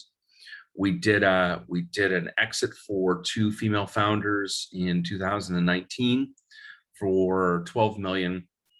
And a number of the companies we track are still on target to continue to gain 15 to 20 employees annually as they grow to 15, 16 million in revenues. But I tell those stories because our sweet spot in Valhalla is not that Series A. We do pre-revenue companies. And so again, when I was in Trinidad and talking with startup founders there, they weren't even worried about $5 million of revenue. They were worried about $50 of revenue. And I think that sense of startup and what startups can do for economies and how they can lift countries, don't believe that our early days in economic development were focused on that. They were focused on, corporate attraction and who could we attract to where we live and what big logo were we going to get to move from A to B. And I've seen a real shift in economic development policy by governments over the last 2 to 3 years, where they recognize that building your own economy through really aggressive and courageous entrepreneurs is actually one of the best ways to build resiliency in an economy. So I know it's going to be a short talk, so I'm going to just try to leave some time for questions as well. But I was going to divide it into 3 pieces. I'll divide it with creating entrepreneurial resiliency, and then we'll talk about investors, and then we'll talk about the standard government policy that could actually support the resiliency of those 2 clusters. At the core of startup and innovation and angel and venture, and quite frankly, I'm really getting my head around the start of all economic development policy, is those people who create companies, create jobs, and create a tax base. And I think we all started to look at that in the 2010s, and we would go to Silicon Valley and we would do what I call, government raiding parties. We'd show up in Silicon Valley with 132 other countries and 50 states and 10 provinces like here in Canada. And we would try to find expats in Silicon Valley or New York or Boston. And we would try to do one of 2 things: encourage them to give up their network, or number 2 is encourage them to come home. And we know that that hasn't worked super well. But what has worked well is where we encourage those people in those communities to actually share knowledge with our startups that want to stay home. So one of the big issues, I think, is not this recruiting of companies from outside. It's literally building that base, utilizing our expat base as a knowledge pool, because I actually believe the two issues that that local entrepreneurs have, and this is my perspective from being in 4 countries in the Caribbean, I was actually surprised at how horrible the deal flow is. So I apologize if you're an entrepreneur on this call or listening, but I'm just going to say it the way we would say it in Silicon Valley. Most of the deal flow is shit. And we can help companies get better. And I like to use the word be more courageous. So what I'd see in the Caribbean was a lot of copycat. We're going to be the Uber of, we're going to be the Slack of, we're going to copy this model and we're going to put it in our country, and we're just going to be the company that everybody knows that brand. And that's what I mean by quality deal flow. It lacks innovation. It lacks, like I say, courage. And quite frankly, that leads to the second part that I think entrepreneurs need to understand, that if you're going to be supported by the investment community outside of government, you need to understand that the market base you have in the Caribbean is not big enough to support investor return.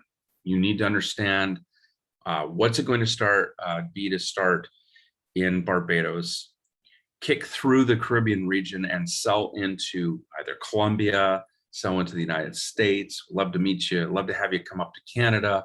And there's a lot of programs that help start external marketing. It's a Canadian problem. It's not just a Caribbean problem. It's Kansas City problem, is that when we live in a country with 35 million people spread across 6 time zones, we're barely the size of California.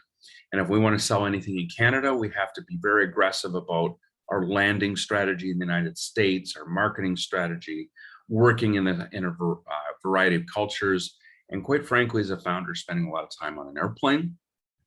And that's what I needed to see more in the Caribbean, was some founder with a courageous idea, which was innovative and new, and was tackling a global market position.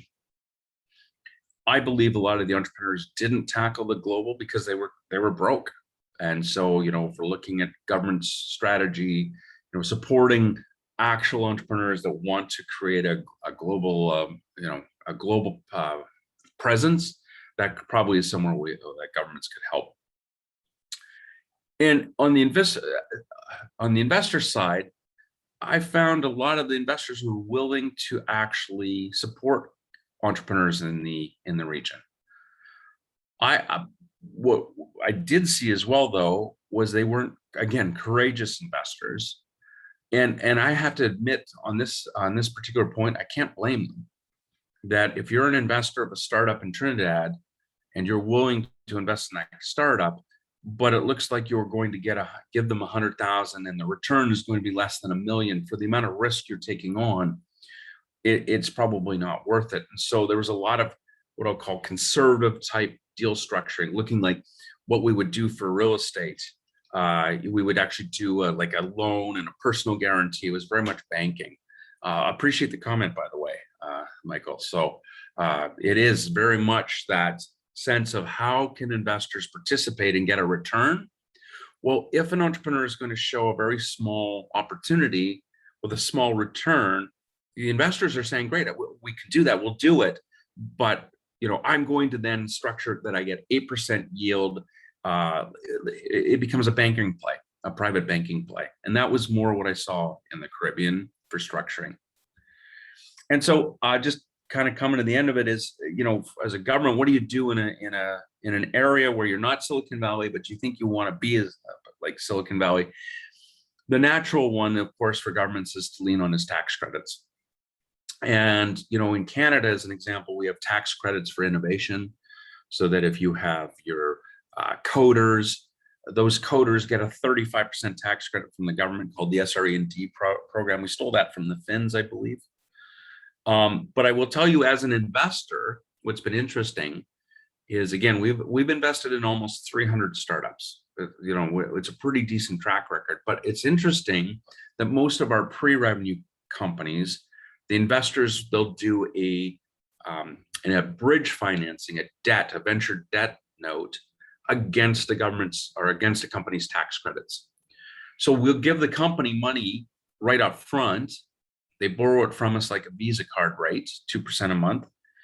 And at the end, when they get the government tax credit, they give us the money, and then they've kickstarted their company.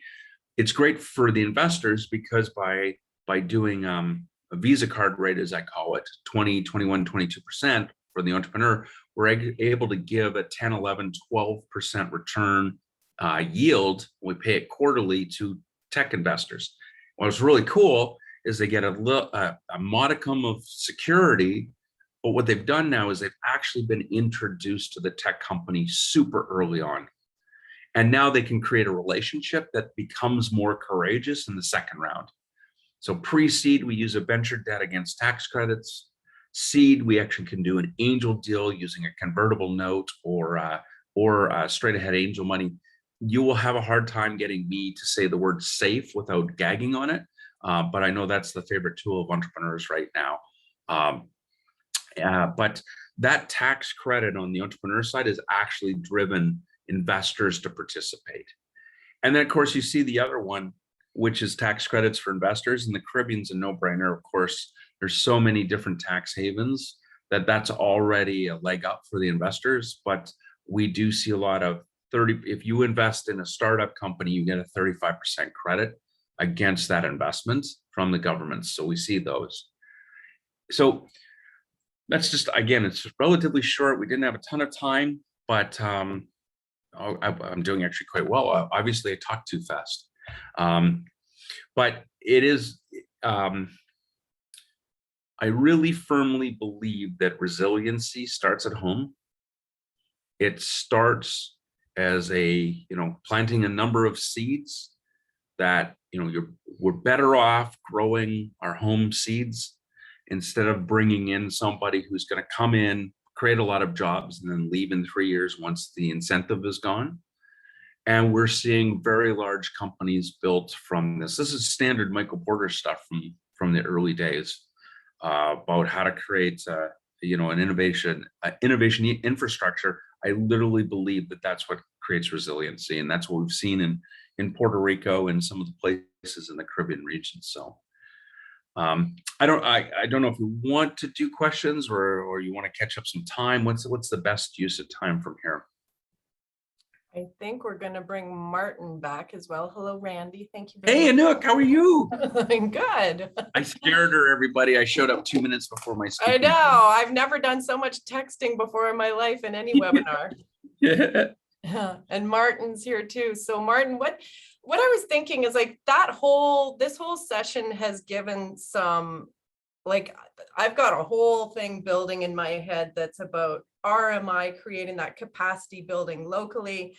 People like Valhalla Private Capital, doing some, what do they call it? Summit building, team base camp building for entrepreneurs that want to be part of this capacity building trend, which I think is essential. And then having the financiers and the investors at the table, both the private angel investors and the banking at the table to say, now, if we have some local companies, local talent that's coming up with some resiliency, adaptation, robust solutions to reduce the damage during extreme weather, can we now engage our insurers to come in and offer preferential treatment to those companies building those projects that follow some sort of ethical, sustainable development, series of goals? And I think that entrepreneur point is huge, Randy, and I'm so glad you were able to make it, because it was not covered in any of the other. It was a very broad range of presentations, but I think all of it knit together is really, really, there's huge opportunity there.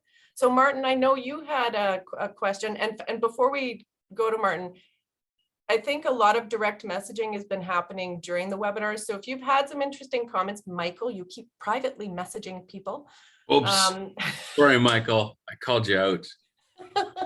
And so if you've had some interesting comments, could share them with us, because it's interesting to hear what's being talked about behind the scenes. So Martin, I'll hand it over to you because I know you had a question that you wanted to lead with. Yeah, so in terms of like innovation coming from the Caribbean, I mean, Isaac and Karen, you know, I've connected with you guys before, you know, the model of the CRIF being something that came out of Caribbean problems and with a Caribbean solution, and something that was first of its kind in the world. I see, Karen, you had mentioned issues with reassurance and the broader global insurance industry kind of like understanding that we face very direct challenges at the expense, well, because of climate change, that is not caused by us. So if we were to create more equitable approaches to insurance, what would be your call to action to the insurance industry outside of the Caribbean to facilitate a framework that allows not just these innovative models to spread, and Isaac, you know, I've seen what you're doing with Coast, but to make a call to action to the broader global insurance industry on how we could structure or standardize better these innovative models, because every island is very different due to different tax considerations. And that was pointed out by you, Karen, when we spoke earlier. So just elaborate a bit on your call to action to the industry, given your experience working with this innovation.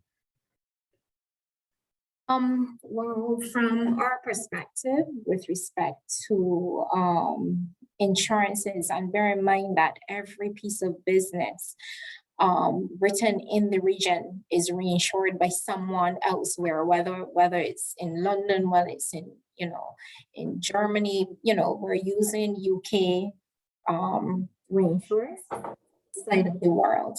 And I think Bruce kind of, he mentioned it in his presentation, but I wanted to kind of challenge him. I think it was Bruce, where he spoke to insurance companies not even concerned about the level of development and the level of care paid by individual entities. And, you know, I would actually challenge Bruce on that one, because what I would say, just from us as brokers, one of our positions is to basically sell the region, helping these reinsurers who are not operating in a space in the region, who do not understand the challenges, is making them more aware of the challenges that the region faces, also getting in front of them so that they can understand all of the things that the individual entities are doing to kind of build that resilience surrounding their plant.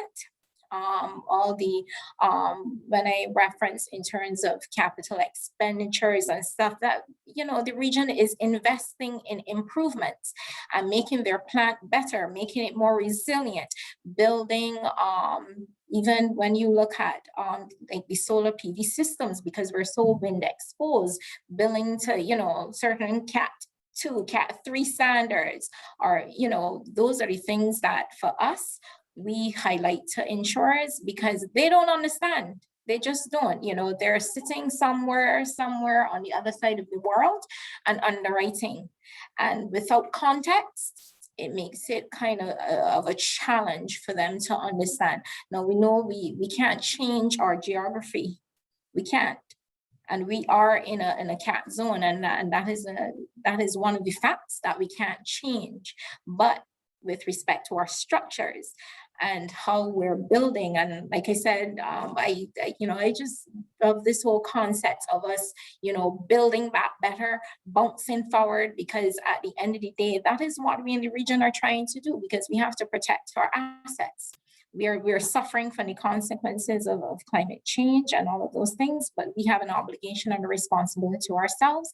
And once we're doing that, you know, and I'm not trying to sell myself in this space, but as brokers, we will sell that to the insurers.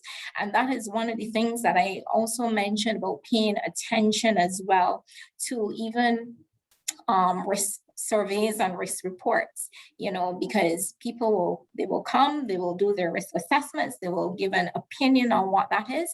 And it is our responsibility to say to them, hold your horses, your interpretation of what exists here is not so, and kind of push back in that space so that they understand, you know, the things that we're doing in the region, basically to improve the risk. Yeah. I think Bruce is going to want to. I can No, see him thinking. I think we all do that same selling of the advantages of our plant to, you know, whether it's how we built it or the fact that it's so many feet above sea level and not going to be exposed to storm surge and all. And I think that's a necessary thing these days. I just don't think they change their mind. And you said why? Because they don't really understand the risks they're insuring. They have a box that says solar plant, Caribbean, bad. And you and you can't, there's no one to speak to say, hey, this is a good one. And look where it is. It's away from the coast. It's built with extra strong steel. There's no, you know, whatever the various design features we use. And, you know, I have to say, I have not seen a lot of movement from those types of discussions. I know we have to make them. I just don't think they really react to it. And maybe, Adam, do you have something that you might be able to add to this conversation as a bank? You're on mute. There you go. I think it's obviously a very topical issue. Yeah, Bruce and I have had this discussion. I think, yeah, and it affects equity and it affects the debt, of course, right? I think everyone needs to remember when the equity is doing well, the lenders are pretty happy. So it's something that, you know, it's something we need to solve pretty urgently, I think. I have a question. I have a question for Adam and Sure. who was he? I guess Isaac, and that is parametric insurance. It works for a country that has lots of areas to worry about, and some of them will be damaged by a storm, some of them may not, but they'll have money. But we've studied it up and down about insuring a plant with parametric, catastrophe coverage, and I'm not sure I could be comfortable. For example, I actually looked at specific plants that were damaged, and I think the way parametric insurance, it covers you if a storm is within 20 miles or 15 miles or something of the area that is insured. And I've seen plants destroyed when a Category 3 hurricane was 20 miles away. And it's difficult to, and I've seen plants not damaged at all in areas where a storm was 10 miles away. So, I think it's a nice thing to think about. It certainly is lower cost than conventional insurance, but I wonder whether lenders and lenders insurance consultants, more than lenders themselves, would be comfortable with parametric insurance to cover a specific asset located in a specific location, as opposed to a general, the country of Jamaica or the country of Dominican Republic or something like that. I don't know, Adam, I'm sure this might have come up in a financing. We haven't put it up with you. But. I haven't seen it yet, but maybe Isaac knows if it's project specific. I mean, I think everyone realizes the lender's giving 70%, 75, 80% of the capital, no upside, just downside. Insurance is pretty understandable to make sure we have it right. If parametric insurance can give you cover and certainty that there's cover in the event of an event, certainly happy to look at it. And to be honest with you, Bruce, I haven't gone down the road of that. Yeah. Okay. Yeah, well, to be honest, Bruce, Well, one of the characteristics of parametric insurance, if you want to say it, one of the downsides, is that there's that element of basis risk, which is the possibility that the losses calculated by the model may actually be different. And it will be different because remember, parametric insurance is at the end, it will turn out to be an estimate, all right, based on a predefined number of assumptions and policies and so on. So the losses generated by the model could actually be a little more or could be a bit less. But the better your model, the smaller is that difference gets. So, and the more accurate that the model becomes. Now, I understand the point that Bruce is making, but just to be clear, when we develop, for example, a model to deal with electric utilities, we actually, in developing the exposure model or module, we do take into account all the assets relating to that particular country.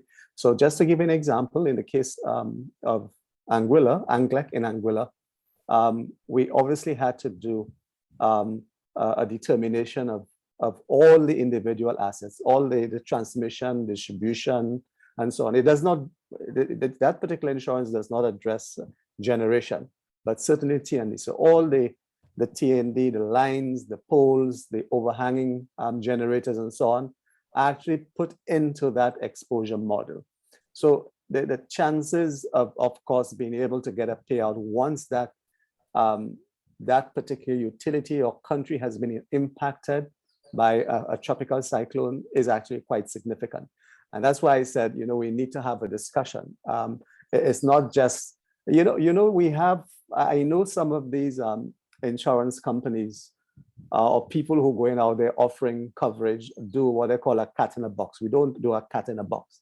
We do a more detailed assessment of the losses and a more detailed assessment of the hazard. We do look at the vulnerability of each asset. So just to give an example, an electricity pole, whether it be a wooden pole or whether it be a metal, is different. And the model recognize it to that level of granularity. So it's not far off, it is actually quite interesting. And one of the things I would be happy to say here is that they unlike perhaps maybe other companies, we have actually developed our own models that are relevant to the region, relevant to each individual country. And that's why I spoke earlier on about developing those risk profile. And in the same way, when we did it for Anguilla, we did a comprehensive risk profile for that particular utility. So I think parametric is not necessarily the answer to everything, but it certainly does offer, I think, a solution. Can we just back up the bus? And I know because you get so far into these things in your daily life, I'm not sure we really got a really clear, concise definition of what parametric insurance is. And I think there's a lot of listeners that have never heard of it before. So can you just, in a really brief, can you let us, what is the primary goal, or what's the structure look like simply? Okay, right. So the easiest way to explain parametric insurance is by identifying the difference between what is considered to be traditional indemnity insurance. So with traditional insurance, indemnity insurance, an assessment of the losses relating to event is done after the event. Agreed? So if there's if you have traditional insurance, in order to be able to determine a claim or payment, you have to do that detailed assessment of the loss after the event. And usually those losses are done by what you call loss adjusters. And that can take a very long time. It can take, 3 months, 6 months or more. All right. So because of that, payouts are made over a longer period of time.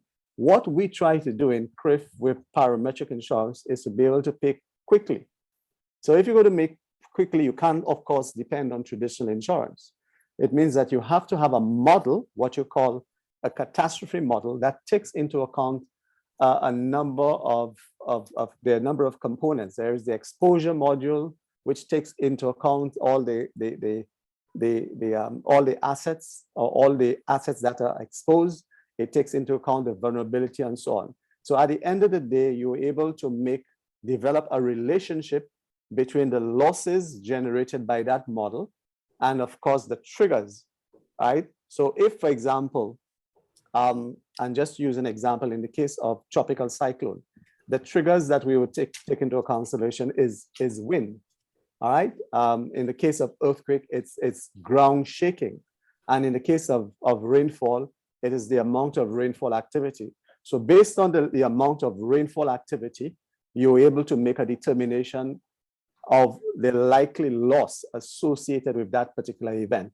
And because of this, because you're able to make that determination very early, you're then able to make that payout very quickly. So it's one has to look at it in the context of the difference between traditional indemnity insurance and parametric insurance. Okay, and Karen, you had your hand up first and then Michael. Okay, I kind of just wanted to add to Isaac basically, because obviously from a perspective of CRIF is offering parametrics in specific and selected spaces, right?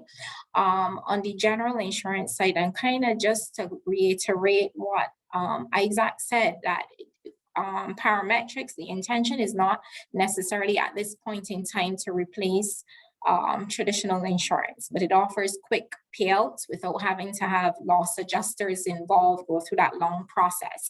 So on the general insurance side of it, what would happen, having parametric insurance, like I had mentioned earlier, actually helps with cash flow and kind of deductibles, because it's a quick payout based on the predetermined criteria that Isaac would have mentioned. So what will happen, it kind of at this point in time complements your what will be your traditional insurance. But I wanted to kind of just as a general point, reinforce the need for the region to be looking at alternatives, because insurance is one vehicle in terms of the traditional method for insurance, one vehicle for managing your risk and insuring your risk, right?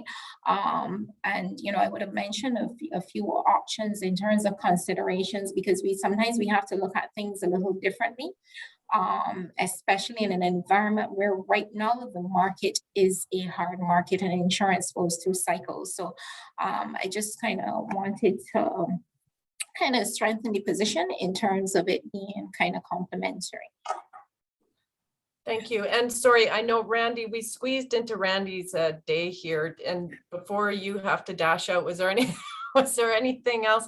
I still think the entrepreneurial thing is, there's a lot going on in insurance, but I think the entrepreneurial thing has to come up in conversations again. And I think we need to get Martin and you introduced to talk, but did you have any final comments you want to say? Me? Yeah. No, actually, I think it's definitely a time for creative solutions. Like a lot of what even just ducking in on this conversation here, it's like I think there's a lot more appetite for some of the solutions you guys have been talking about, like utilizing insurance as a underwriting tool for some of the large projects. It's also a very good tool for small startups, actually.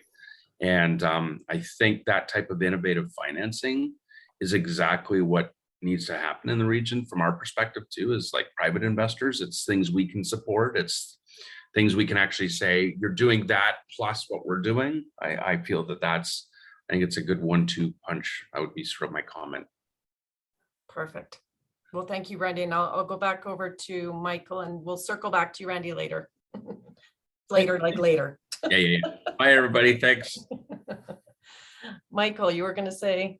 Yes. Yeah. Thanks, Anu. I just wanted to echo some of the things on the alternative approaches that Karen was saying, and then also chat a bit about the standards. So I think one thing that could really help from an insurance perspective is ensuring that the contractors, as they're building these systems, that they comply with certain requirements. So what we're doing in Puerto Rico is all of our projects, we require that all the contractors build to withstand 180-mile-an-hour winds, and other requirements that our colleague Chris Burgess created in this recent solar understorm report.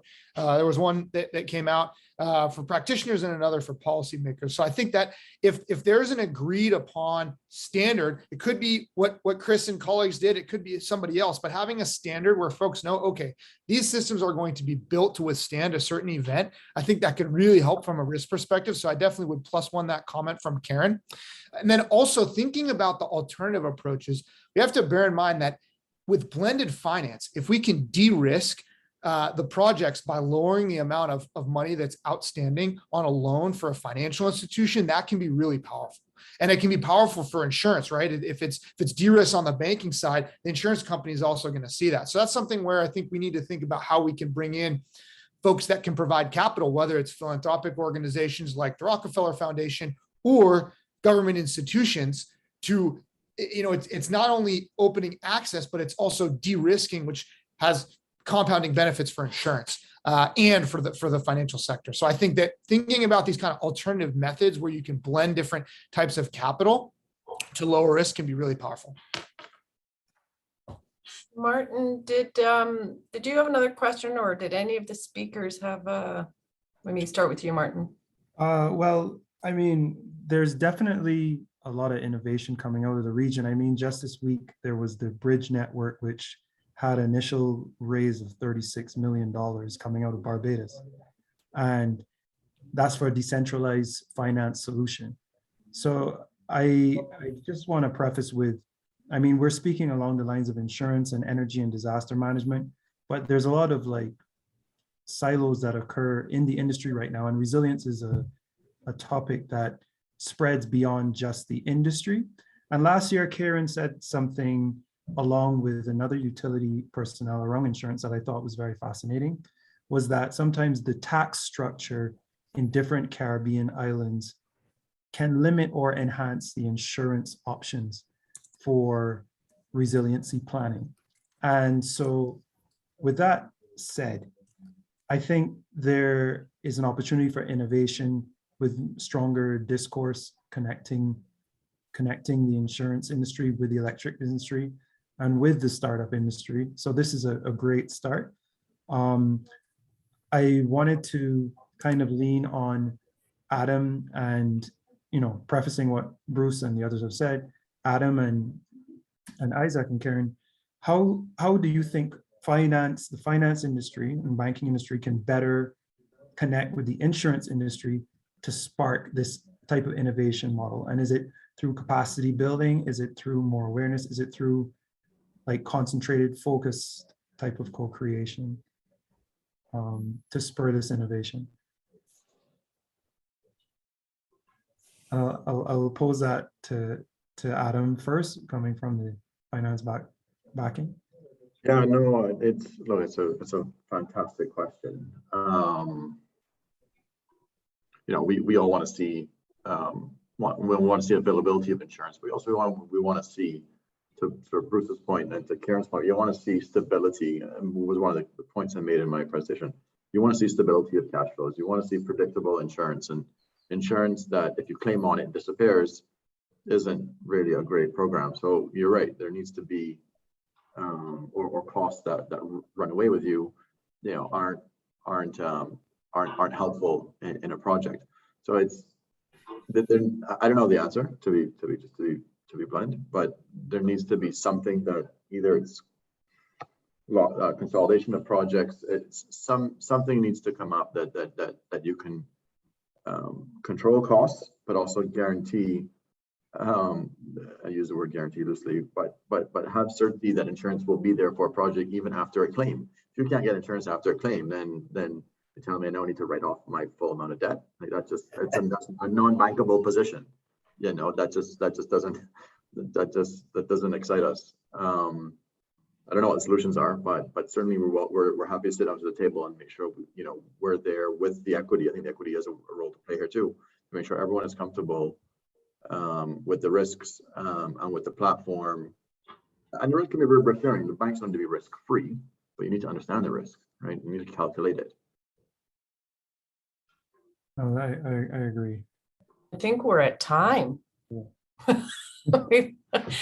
I think we could have hours more. I wish when we start doing in-person events again, we'll get this group together again and we'll continue the conversation and get a deeper dive into it, because I think that's a very rapidly changing space right now. I just want to thank everyone, and thank you, Martin, for co-moderating, and thank you all of the speakers. That was a fascinating. I know we've got some other questions that are going to come in. So what we're going to do is if you're wanting to speak directly with someone and you didn't catch their contact details, reach out to myself or Crystal. Okay, excellent. And then we're talking more with the Global Affairs Canada and the Rocky Mountain Institute on what we can do further. So we'll be circling back and continuing the dialogue with all of you, hopefully. So have a pleasant afternoon, evening. And thank you again. Yeah, bye. Okay, Bye. Thanks, everyone.